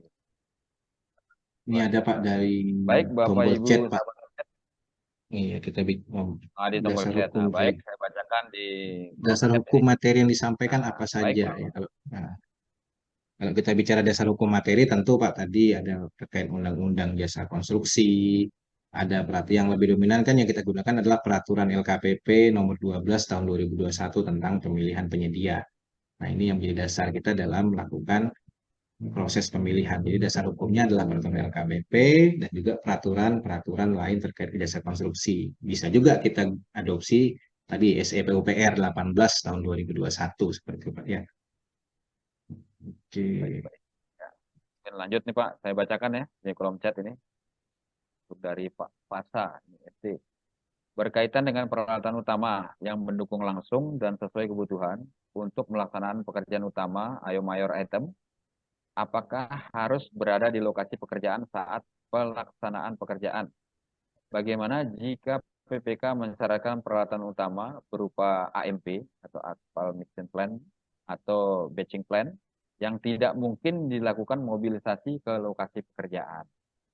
Nah, ini mohon tanggapannya nih Pak. Silakan Pak. Oke, berkaitan peralatan utama mendukung langsung. Artinya contoh misalnya PPK mensyaratkan peralatan utama ya, aspal mixing plan ya, atau batching plan yang tidak mungkin dilakukan ke mobilisasi pada saat pekerjaan. Jadi gini Pak Pasya, kan PPK ini Pak dalam mempersyaratkan proses pemilihan, tentu juga melakukan yang namanya penetapan persyaratan kan Pak. Tentu juga melakukan mungkin survei juga Pak. Jadi ya kalau memang memang dari sisi penyedia tadi misalnya dari sisi penyedia itu menyatakan bahwa OPPK ini mensyaratkan misalnya AMP atau batching plan tapi tidak mungkin dilakukan mobilisasi ke lokasi pekerjaannya. Nanti pada saat proses unleasing seharusnya penjelasan pekerjaan penyedia ini menanyakan kepada Pokja dalam hal ini untuk mewakili PPK ya apakah memang peralatan ini memang dibutuhkan. Tapi menurut saya sih pada prinsipnya dari sisi PPK menetapkan persyaratan itu tentu misalnya tadi batching plan misalnya tentu juga batching plan ini kan otomatis bisa masuk ada mobilisasinya Pak. Lokasinya mungkin juga terdekat ada seperti itu. Jadi maksudnya apakah harus berada di lokasi tidak harus berada di lokasi Pak pekerjaan syarat pelaksanaan pekerjaan kan? Apakah harus berada di lokasi pekerjaan saat pelaksanaan ya seperti tapi kalau terkait peralatan utama yang dipersyaratkan di dalam proses pemilihan misalnya peralatan utama tadi misalnya motor grader, ekskavator seperti itu wajib Pak ya. Benar ya Pak Beni ya, itu wajib ada di lokasi pekerjaan saat pelaksanaan kan seperti itu wajib Pak. Tapi kalau seperti aspal AMP batching plan ini karena tidak bukan menjadi syarat ya artinya harus batching plan itu sebenarnya lebih ke arah nanti proses pelaksanaannya apakah membutuhkan batching plan atau tidak tapi tidak tapi memang harusnya ya bisa masuk ke mobilisasinya bisa masuk ke lokasi pekerjaan kan seperti itu Pak. Artinya apakah Jadi harus berada di lokasi artinya terdekat bisa ya jadi tidak ini seperti Pak itu ya. juga Pak. tidak masuk dalam apa istilahnya yang dikompetisikan berarti Pak ya. Kalau kayak Benar, Pak. AMP. Ini tidak masuk ke dalam peralatan yang harus dikompetisikan seperti itu. Artinya mungkin pertanyaan dari Pak Pasya ya, kalau Bapak Ya, ini, apakah contoh mungkin AMP, Beijing Plan itu harus berada di lokasi terdekat kan seperti itu kan Pak? Ya, saya rasa sih itu kalau kita mempersyaratkan hal tersebut tentu selama persyaratan itu tidak memang AMP-nya di sana terdekat ada dan tapi tidak diskriminatif, artinya pelaku usaha manapun boleh menggunakan AMP Batching Plan itu ya monggo saja kan seperti itu kan Pak. Tapi kita tidak menambah syarat kan seperti itu, bukan menambah persyaratan. Artinya pada saat kita lakukan review atau kita lakukan survei lokasi, mungkin ya salah satu tadi ketersediaan AMP, Batching Plan juga kita lakukan survei PPK-nya kan, seperti itu. Saya kira seperti itu Pak Beni. baik, terima kasih Pak Jepri. Saya rasa cukup jelas tuh. Nah, selanjutnya ini dari Pak Aryo nih. Jadi izin bertanya Pak, terkait persyaratan dalam tender atau seleksi, apakah Pokja pemilihan membuat sendiri dibolehkan atau Pokmil berdasarkan dokumen KAK dari PPK? Jadi boleh-boleh Oke. menambah-nambah syarat sendiri mungkin nih Pak. Nah, mohon tanggapannya Pak. Oh, dia menambah ya. Jadi gini Pak, baik Pak Aryo, terima kasih. Jadi terkait persyaratan dalam tender atau seleksi, apakah Pokmil membuat sendiri? Nah, kalau proses persyaratan, Pak, contoh misalnya persyaratan peralatan ya, seperti yang kita bahas ya. Persyaratan peralatan, persyaratan personil, ya tentu Pak, berdasarkan spekteknya dari PPK, kan seperti itu. Karena itu kebutuhan kan. Artinya Pokmil ini tidak mengetahui kebutuhan itu dari PPK yang dia tetapkan di dalam spesifikasi teknis. Nah, jadi kalau terkait persyaratan peralatan, persyaratan personil, ya tentu itu menjadi domainnya PPK yang nanti kita masukkan ke dalam dokumen pemilihan yang ada di dalam spesifikasi teknis seperti itu, Pak. Tapi kalau seperti persyaratan kualifikasi memang kalau kita bicara kualifikasi itu yang menetapkan Pokja pemilihan, Pak.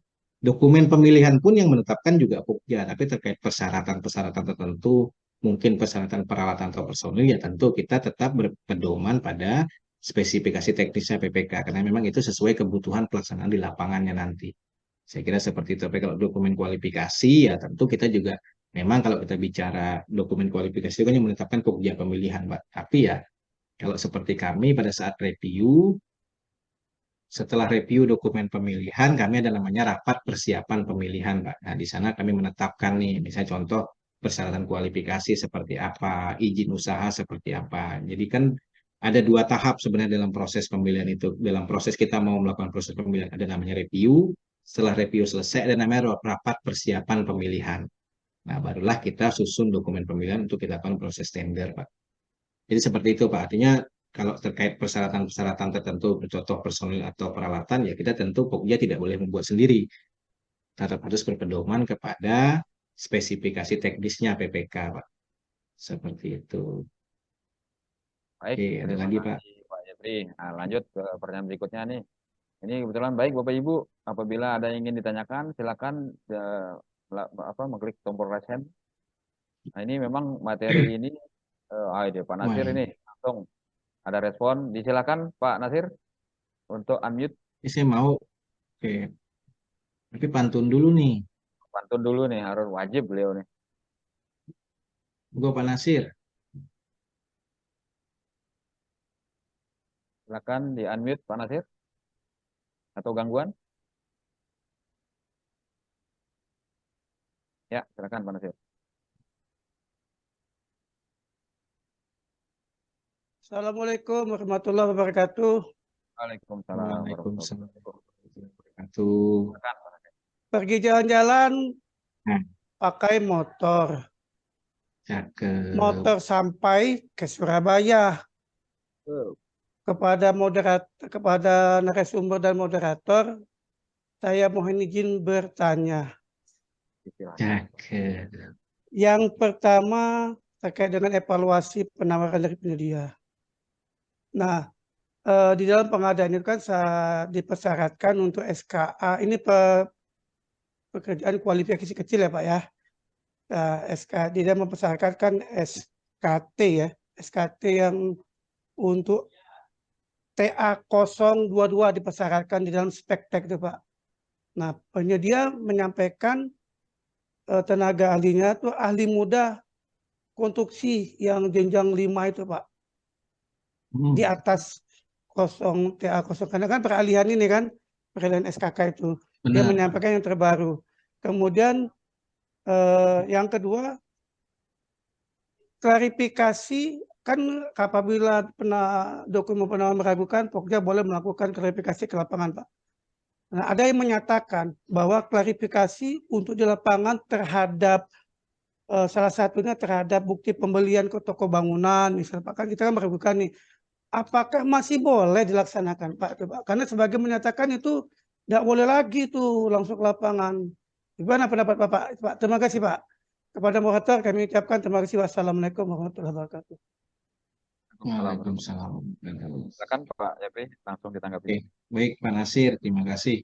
Jadi yang pertama terkait SKK, Pak, seperti saya sampaikan di dokumen di slide tadi bahwa pada prinsipnya SKK itu kan kita tidak mengevaluasi lagi, Pak. Pokja itu tidak mengevaluasi, makanya di dalam daftar isian personil manajerial, kalau kita bicara di contoh daftar isian personil manajerial, ini kita bicara contoh ya daftar personil isian Iya. manajerial itu tidak ada lagi Pak di situ artinya tercantumkan artinya menyampaikan SKK seperti apa SKK jenjang karena memang di dokumen di proses evaluasi itu kan kita tidak lagi mengevaluasi dan membuktikan artinya SKK itu kan nanti Pak pada saat rapat persiapan serah terima lapangan dan personil baru disampaikan dan pada prinsipnya itu pun kalau kita bicara dokumen dalam hal penyedia tidak bisa menyampaikan pun boleh diganti kan seperti itu Pak.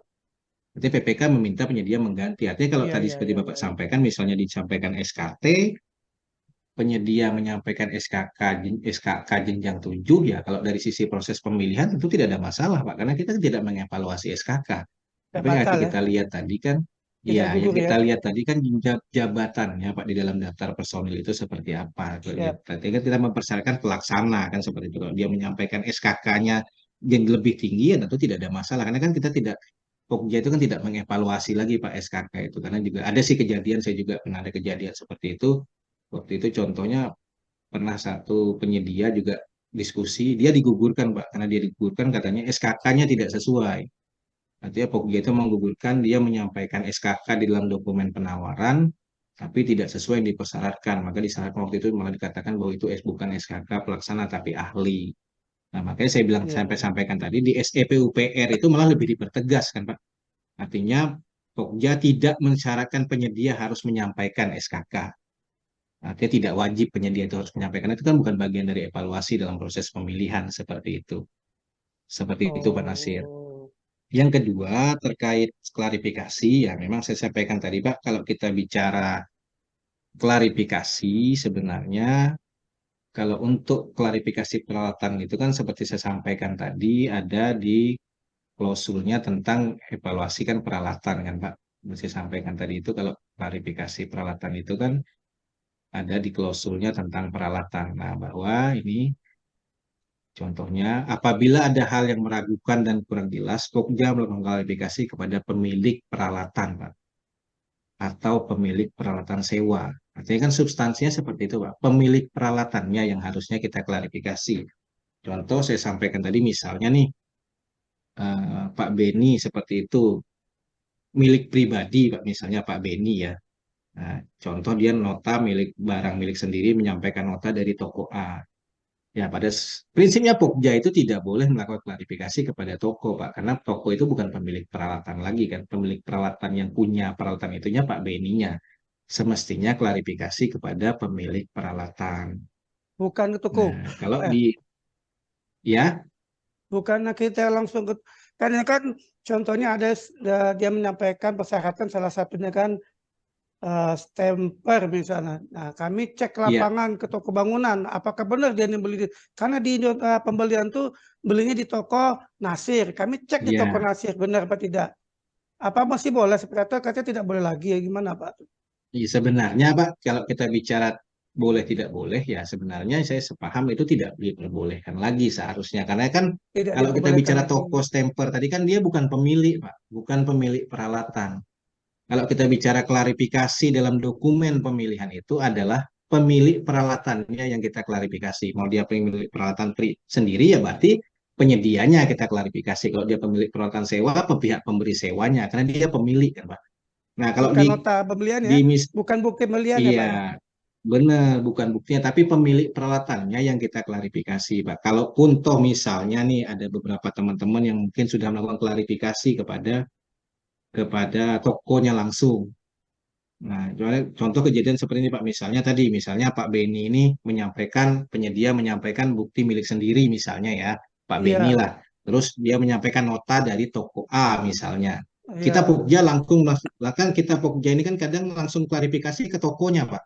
iya, betul, betul. Langsung ke tokonya, dan nanti mungkin nih tokonya menyampaikan keterangan tidak benar, misalnya, atau dari tokonya menyampaikan bahwa oh itu dokumennya tidak benar, terus kita gugurkan misalnya. Nah, itu sebenarnya kan semestinya yang harusnya kita klarifikasi itu pemilik peralatannya. Kalau kita bicara regulasi ya, ketentuan dokumen ya, bahwa yang diklarifikasi itu adalah pemiliknya. Semestinya yang harus kita klarifikasi dulu adalah pemilik peralatannya ini. Pemilik Misalnya tadi Pak peralatan Beni ya. ya tadi, seperti itu Pak. Karena kan kalau toko itu kan bukan pemilik peralatan lagi ya. Mungkin bolehlah kita mau mengklarifikasi. Kalau dari kami misalnya Pak, kami klarifikasi toko misalnya. Kami juga akan Mm-mm. klarifikasi lagi pemilik peralatan. Kalau dia milik peralatan pribadi penyedia tadi tetap juga akan kami klarifikasi Pak. Artinya kita tuh mendapatkan keterangan dari kedua belah pihak mungkin Pak. Jadi jangan sampai juga pemilik peralatan ini yang dia tidak tahu misalnya peralatannya ini, dia mungkin menyatakan peralatan dia ini benar, artinya benar buktinya. Nah, kita klarifikasi ke lain, ada dokumen keterangan itu tidak benar, artinya dia pun jadi keberatan kan. Nah, yang kita lakukan kan yang kita khawatirkan nanti akan muncul, nah, mungkin sanggah, mungkin aduan seperti itu karena terkait klarifikasi tadi ya. Seharusnya Pak, kalau kita bicara dokumen pemilik peralatannya, karena kan kita ini kan hanya meragukan hal yang kurang jelas saja, tapi kita meragukan kan seperti itu. Seperti itu Jadi Pak Nasir. Jadi intinya dari pernyataan Bapak ini artinya kita untuk menghindari hal-hal yang tidak diinginkan lebih baik kita langsung klarifikasi ke pemilik peralatan, Pak ya. Pemiliknya. Iya, Bukan kalau kita bukan bicara ke ya, tempat pembeliannya ya. iya, kalau dari pemilik kan kita bicara di dokumen itu kan jelas Pak, kalau peralatan itu bahwa klarifikasi kepada pemilik peralatan atau pemilik peralatan sewa. Ini kan terkait IKP-nya, terkait ketentuan evaluasi peralatan kan Pak. Nah, seperti itu. Bukan ke tempat pembeli, toko pembeliannya. Kami kemarin Iya. cek ke Bisa. Kami pembeliannya. juga pernah Pak melakukan klarifikasi misalnya ke toko juga seperti itu, kami pernah juga Pernah. melakukan, tapi setelah kami klarifikasi tokonya, apa yang sudah disampaikan misalnya nih keterangan dari toko tadi ada perbedaan, tentu kan kita masih meragukan nih. Tapi kami Ya, tetap panggil Pak pemilik peralatannya. Artinya kami tetap klarifikasi ke pemilik peralatannya untuk artinya kita mau membandingkan keterangan yang disampaikan ini apakah memang berkesesuaian atau tidak seperti itu. Karena prinsipnya klarifikasi ini kan baik. penjelasan saja, Pak. Kita butuh penjelasan dari hal-hal yang meragukan kan seperti itu. Baik, baik. Kalau Terima kami kasih sih Pak. Artinya menjalankannya segitu. dua-dua lah Pak ya kita lakukan Pak ya. Iya, Pak. Oke, siap. Benar. Oke, terima kasih Pak penjelasannya Pak. Terima kasih Semoga Pak berkah dan Nasir. sehat selalu. Terima kasih Pak Amin, Beniksan yang amin. muda, yang ganteng. Siap. Terima kasih. Iya. Selamat sore. Assalamualaikum warahmatullahi wabarakatuh. Waalaikumsalam warahmatullahi wabarakatuh. Baik, terima kasih Pak Pak Jeffrey. Berarti dalam klarifikasi itu juga outputnya ada Pak ya, mungkin berita acara ya, berita acara hasil Benar, klarifikasi Pak. ya, Pak. Berita acara klarifikasi. Baik, selanjutnya Ada nih yang udah resen lagi, Pak? lagi nih Ibu Dewi Sartika, disilakan Bu. Halo, Assalamualaikum warahmatullahi wabarakatuh. Waalaikumsalam warahmatullahi wabarakatuh. Mungkin tidak jauh berbeda jauh dari pertanyaan Pak Nasir tadi. Kami kebetulan punya kasus yang sedikit membingungkan juga, tapi karena di tim. Jadi Pak Jeffrey, di evaluasi teknis itu kami menemukan di penawaran penyedia pertama itu dan penyedia yang kedua itu ada peralatan yang sama yang ditawarkan oleh penyedia A dan penyedia B. Spek sama, tipe sama. Tadi solusi salah satunya adalah mungkin dengan konfirmasi tadi ya terhadap yang pemberi sewa peralatan ya Pak Jeffrey ya. Benar, benar. Jadi ada kemungkinan nggak dengan ada yang kesamaan dan tipenya sama dan sebagainya macam itu sama persis, itu ada kemungkinan kecenderungan mereka persekongkolan atau apa. Menurut Pak Jeffrey pengalamannya bagaimana? Terus poin yang paling penting terhadap banyaknya persoalan-persoalan teknis seperti ini, kadang memang disarankan untuk klarifikasi pembuktian cek dan lokasi. Itu juga biasa kita lakukan. Tapi kan kendala teknis kita di UKPBJ terkait personil, terkait kita turun ke lapangan yang mungkin memakan waktu kan tidak cukup hanya dengan kita turun terus tanpa biaya. Mungkin SPPD juga tidak mencukupi untuk hal-hal tersebut gitu. Nah, solusinya apalagi nih selain via telepon ya bisa aja mereka mengatakan ya mereka nyewa peralatan dari kami bla bla bla gitu ya. Dan ini kejadian real ya Pak Jeffrey pasti mengalami. Kita yang Benar. bekerja di belakang layar sebagai Pokja ini punya keluhan yang sama mungkin ya terkait nanti pimpinan bilang ya udah via telepon saja karena tidak mencukupi SPPD, ya udah telepon aja terkait pekerjaan kita banyak yang lebih penting ya kan. Itu berbagi pengalaman coba Pak Jeffrey terhadap kami yang saya jujur aja kalau yang konsultan ini males ribet. Evaluasinya lama, panjang, berbelit-belit, perlu pembuktian, harus perpanjang waktu, curhat nih sebenarnya. Tapi ya namanya pekerjaan kita sebagai Jafung, ya inilah pekerjaan kita dan Sama ya Pak Beni ya. Ini pening Mbak Jaffi ya. Tapi ya nggak apa-apa, Benar, namanya benar. pekerjaan kita ya kan. Ya gitu, cobalah Benar, sharingnya Bu. Pak Jeff gimana nih. Thank you ya, Baik. sukses selalu Pak Terima kasih, Jeff. Bu. Dari Bu Rokan Dewi. Hulu Riau ini, kota minyak, minyak atas, minyak bawah, semua berminyak. Wih, luar Wih, biasa. Iya. luar biasa. Baik, baik. Baik, Bu Dewi ya. Terima kasih, Bu. Ya, jadi yang pertama tadi terkait ada kesamaan peralatan yang ditawarkan, Bu ya. Artinya kesamaan peralatan. Nah, ini mohon maaf Bu Dewi, ini persyaratannya peralatan sewa ya. Milik sewa atau milik sendiri, Bu? Sewa tadi Pak. Sewa ya. Sewa. Artinya penyedia A menawarkan peralatan dengan merek tipe jenis A, jenis yang sama dengan penyedia B ya, terkait surat perjanjian sewanya. Nah, sekarang Ya.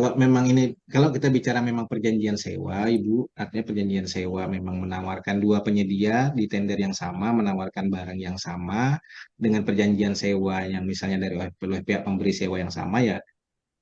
Kalau kita bicara tentang indikasi persekongkolan itu kan kalau kita bicara dokumen itu kan harus memenuhi paling tidak dua indikasi kan.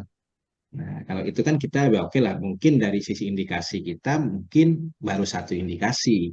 Artinya belum terpenuhi. Atau bisa saja mungkin Bu memang pihak pemberi sewa ini memang memberikan memberikan perjanjian sewa kepada dua penyedia tadi yang berbeda yang mungkin mereka pun tidak tahu penyedia itu ada persoalan atau tidak. Artinya pihak pemberi sewa kan juga tidak mungkin diskriminatif Bu, ada orang yang mau menyampaikan permohonan sewa, mereka tetap memberikan perjanjian sewa yang mungkin bisa saja seperti itu. Ya artinya kalau memang itu dari sisi memang kalau kita bicara persekongkolan, tapi tadi tanda kutip persekongkolan ya harus tetap terpenuhi dua indikasi tadi kan Bu. Artinya kita tidak bisa serta-merta menyatakan penyedia ini bersekongkol karena kalau ada persekongkolan tentu ada sanksi lagi yang harus kita sampaikan ke penyedia. Nah, seperti itu ya. Mungkin bisa saja tadi kita klarifikasi pemberi sewanya apa mungkin siapa tahu memang pemberi sewa ini yang memang mengeluarkan surat perjanjian untuk dua penyedia itu yang berbeda ya tidak ada masalah kan ini baru perjanjian sewa pemilihan Bu. Biasanya kan nanti kan akan terikat pada saat pelaksanaan kan siapa tahu mungkin penyedia A yang memang jadi pemenang ya dia akan melakukan perikatan perjanjian dengan penyedia A tersebut. Nah, seperti itu Bu. Artinya tidak serta-merta kita langsung menyatakan oh ini ada persekongkolan ya tidak seperti itu kecuali memang memenuhi dua indikasi tadi ya. Nah, yang kedua terkait klarifikasi seperti tadi Pak Beni sampaikan benar juga kata Bu Dewi ini Pak. Klarifikasi terus kok hujannya nggak ada di kantor Bu ya. Gitu ya.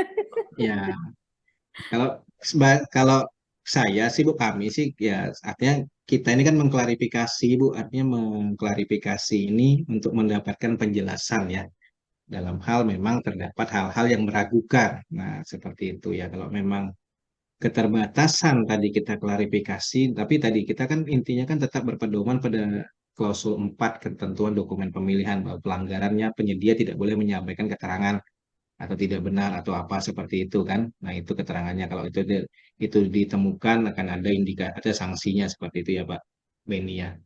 Ya, kalau memang kita keterbatasan ya memang dari sisinya keterbatasan sama mungkin kita bisa klarifikasi langsung ya monggo dijalankan. Kalau tidak bisa ya mungkin kita bisa by email Pak ya dengan surat resmi ya atau dengan surat resmi untuk melakukan klarifikasi kepada pihak-pihak tertentu seperti itu atau mungkin by phone misalnya by WA tapi ya tentu buktinya harus tetap kita dokumentasikan. Ya, mungkin dengan kami juga pernah Bu melakukan klarifikasi ke luar daerah seperti itu ya kami klarifikasinya by surat saja Bu dengan by email seperti itu menunggu jawabannya. Artinya kami mencoba mencari data informasi penyedianya ya kami by email saja juga pernah ya. Sama sih Bu kalau kita keterbatasan dana kami itu anggarannya juga gede Bu cuma KPBJ-nya kecil kan gitu. Jadi ya sama sih. Makanya kan kemarin juga ya berhubung kami juga dilibatkan di tim penyusunan perubahan MDP ya ada beberapa sih dari kemarin yang menyarankan oh gimana kalau persyaratan personil dihapus saja ya dari proses pemilihan. Nah, ya, ada sih beberapa hal-hal seperti itu yang kita coba pertimbangkan, Bu ya karena kita berasumsi kan kita mengevaluasi misalnya personil artinya sudah klarifikasi toh nanti pada saat pelaksanaan juga ada namanya kalau tidak bisa menyampaikan bukti PPK meminta mengganti kan. Artinya kan sesederhananya itu makanya kemarin waktu itu saya ingat betul dari salah satu kemarin Pak kalau nggak salah Pak Agus Arif ya dia menyampaikan ya sudah kalau memang berkenan syarat personil sama itu dihapus saja dari proses pemilihan biar lebih simpel pokjanya jadi nggak ribet-ribet. Ya, tapi ya nanti kita kembalilah seperti itu. Kalau kami sih seperti itu Bu. Kayak kalau memang kami tidak bisa secara langsung ya kami bersurat saja secara resmi. Tapi ada surat resminya. Seperti itu Bu Dewi ya. Oke. Baik, ya, terima kasih. Baik Pak Beni. Ya, oke, lanjut nih. Ini baru bermunculan nih. Tapi saya mohon izin nih untuk minta tambah waktu sama Pak Muji nih. Kayaknya ya masing-masing 3 menit lah Pak. Mungkin. Nah, selanjutnya ini kayaknya tergantung Pak Jeffrey. oh tergantung Pak Jeffrey ya. Ya, Ah, siap. jadi Nggak apa-apa Pak berbagi yang resen ya, Pak. sudah Siap. ada yang resen Pak. Nah, Nggak apa-apa, siap. ya, silakan Ibu Laila dimohon di unmute. Ya, terima kasih Pak. Halo?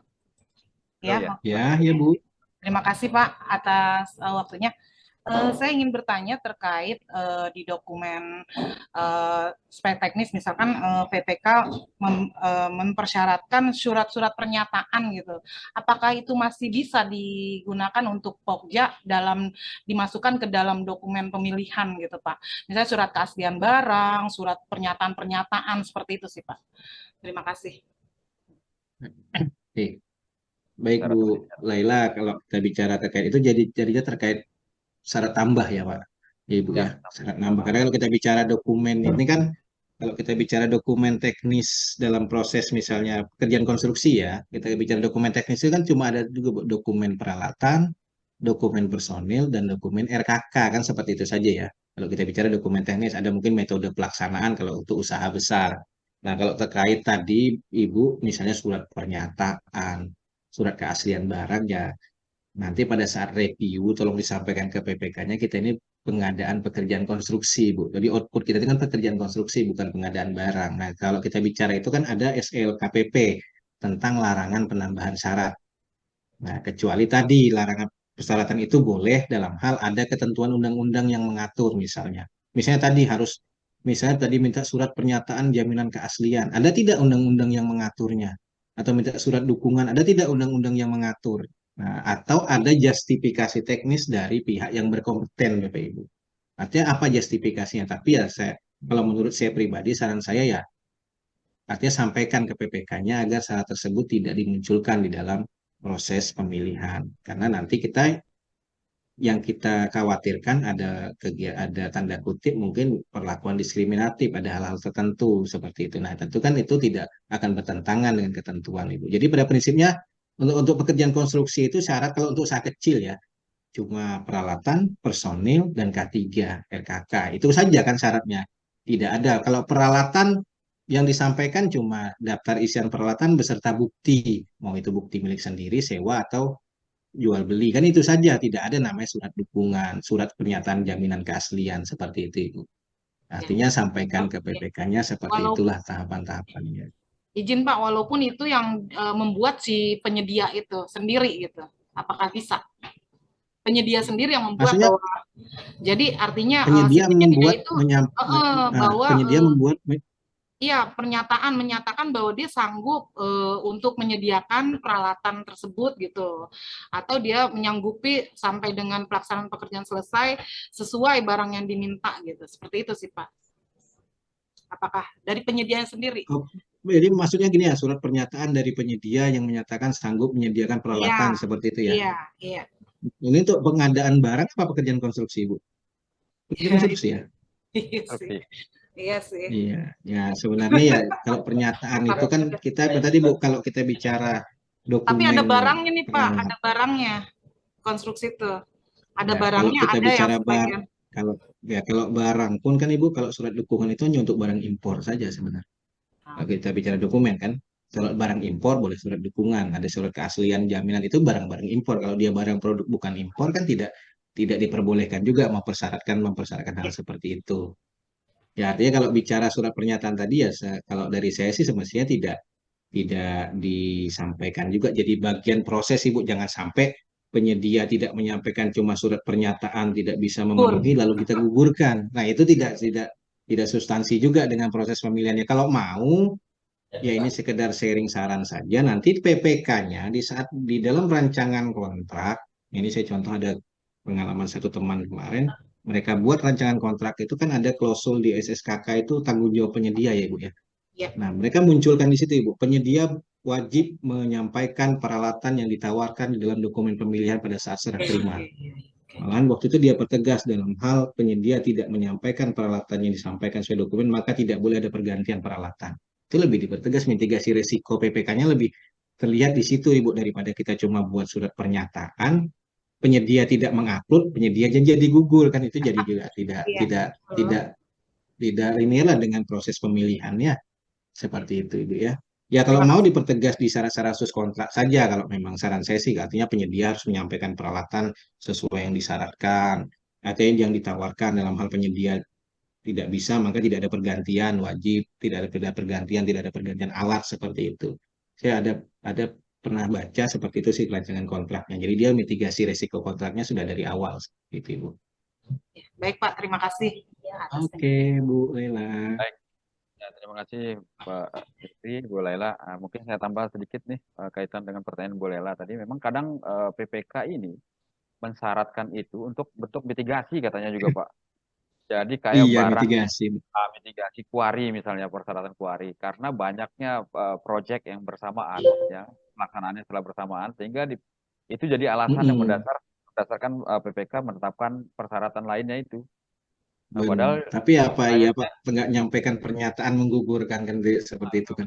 betul. Itu nggak substansi. Baik, Oke. ya terima kasih nih Pak Elvi. Kita lanjut ke Pak Ishar nih. Silakan Pak Ishar Pinrang. Ya, di unmute. Halo, selamat siang. Selamat siang. Siang Pak. Ya, siang Pak. Begini Pak, ini kan ada kasus ini Pokja, ada peserta rekanan yang memasukkan dokumen penawaran, tetapi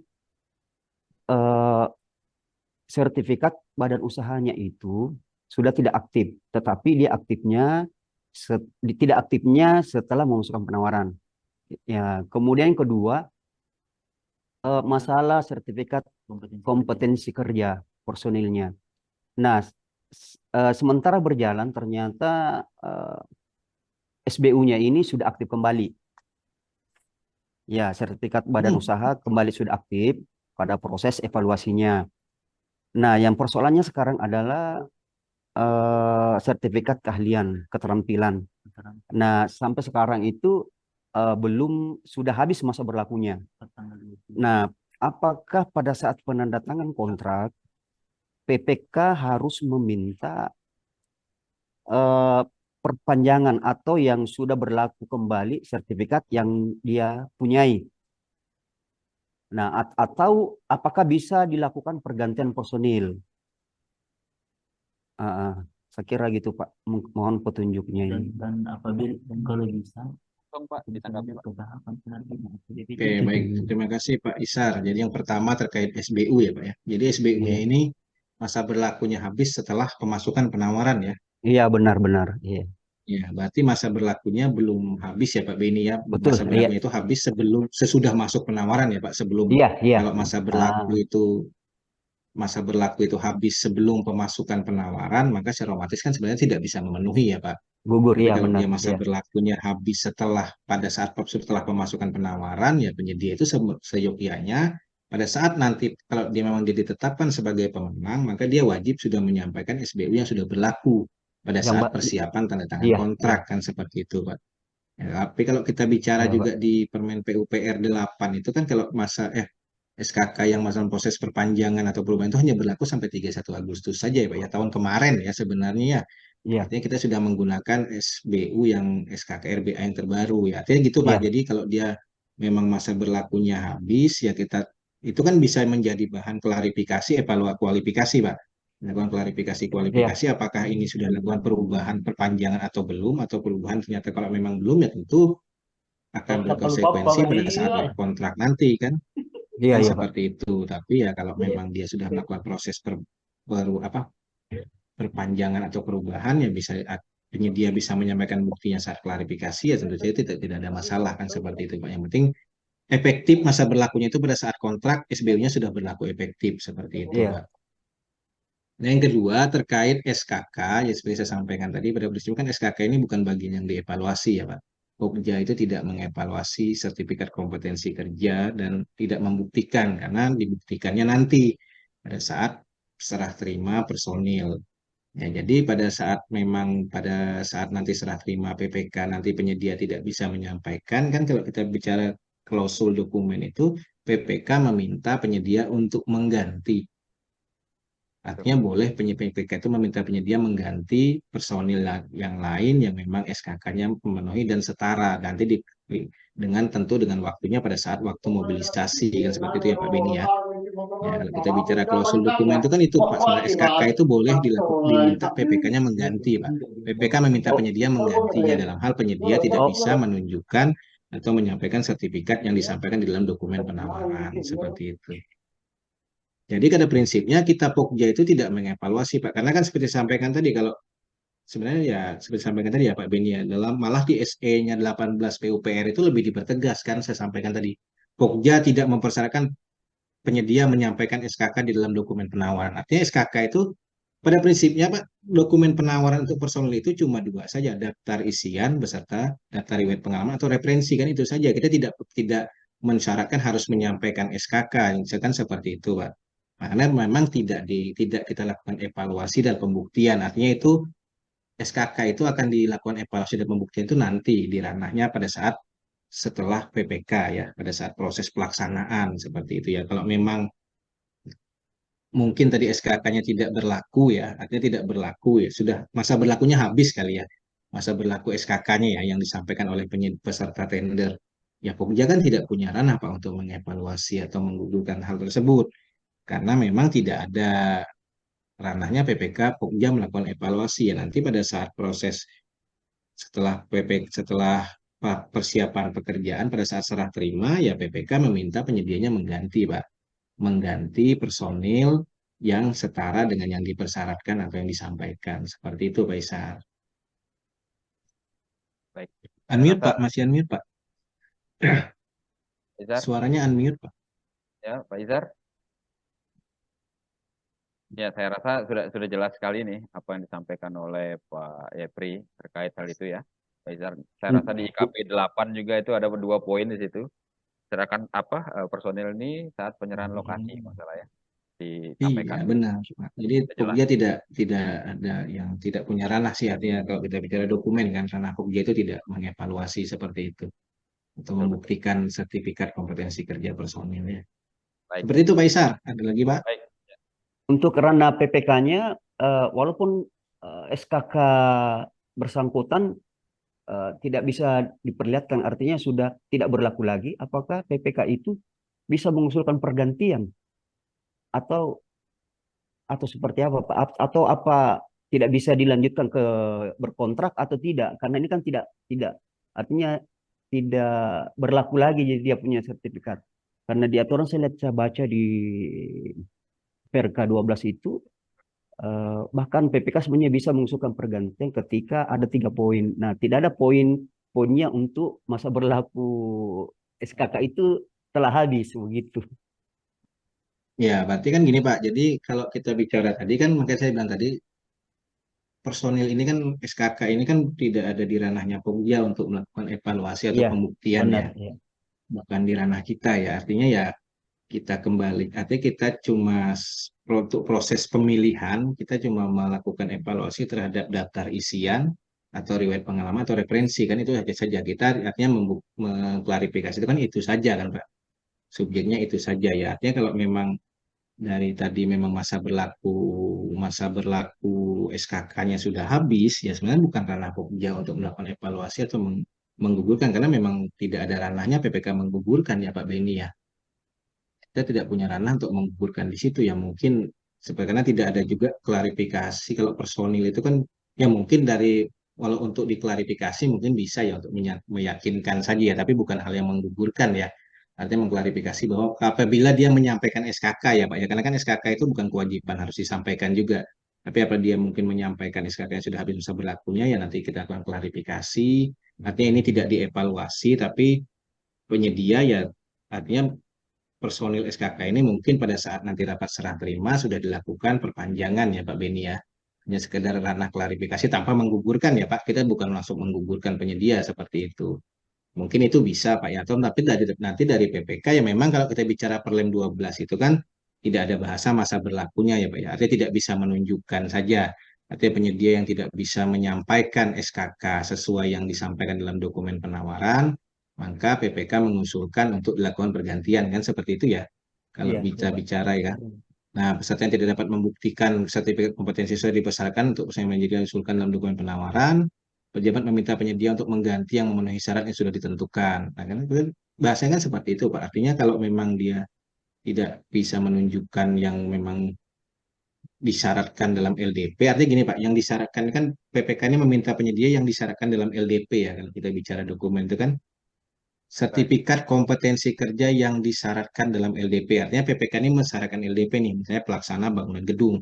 Nah, penyedia harus menyampaikan sertifikat itu pelaksana bangunan gedung. Misalnya tadi kalau dia memang berlakunya masanya sudah habis, ya PPK bisa juga tetap meminta penyedia untuk melakukan pergantian dengan mengganti personil lain yang mungkin masa berlakunya sudah berlaku dengan jenjang yang setara kan gitu Pak. Karena kalau bicara dokumen itu kan peserta yang tidak dapat membuktikan SKK sesuai yang disyaratkan dalam LDP yang diusulkan dalam dokumen penawaran. Nah kan gitu kan. Karena ini kan diusulkan dalam dokumen penawaran itu kan tadinya Pak hanya daftar dan isian personil kan itu saja. Daftar beserta pengalaman kerja atau referensi kan itu yang cantum di dalam dokumen penawaran. Nah kalau memang penyedianya menyampaikan SKK ya saya sih menurut saya mungkin bisa saja Pokja melakukan klarifikasi tapi tanpa menggugurkan ya.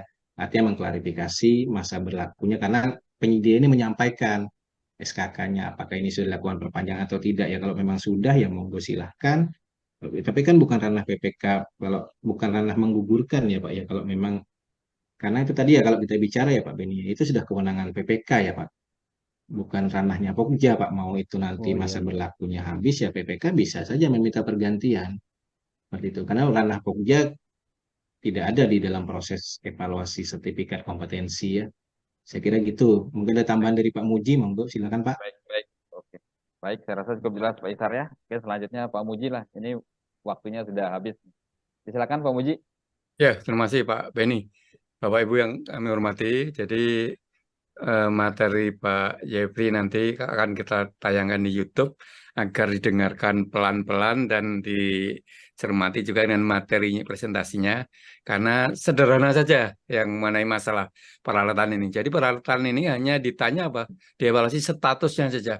Jadi kalau alat itu sekarang berada di neraka, berada di neraka, lulus juga Bapak Ibu, lulus. Jadi nggak ditanya alatnya berada di mana dan sebagainya.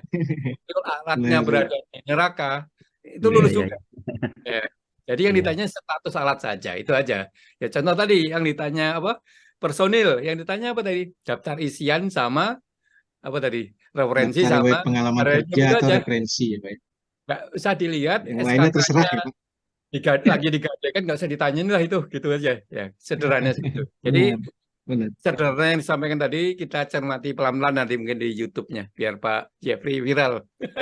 Terima kasih Pak Jeffrey dan Pak Benny. Siap Pak, Mudah-mudahan terima kasih kegiatan Pak ini Muji. Terima kasih, Pak. berguna, memberi pedoman arah bagi kita dan teman-teman semua. Semoga bermanfaat. Terima kasih. Wassalam.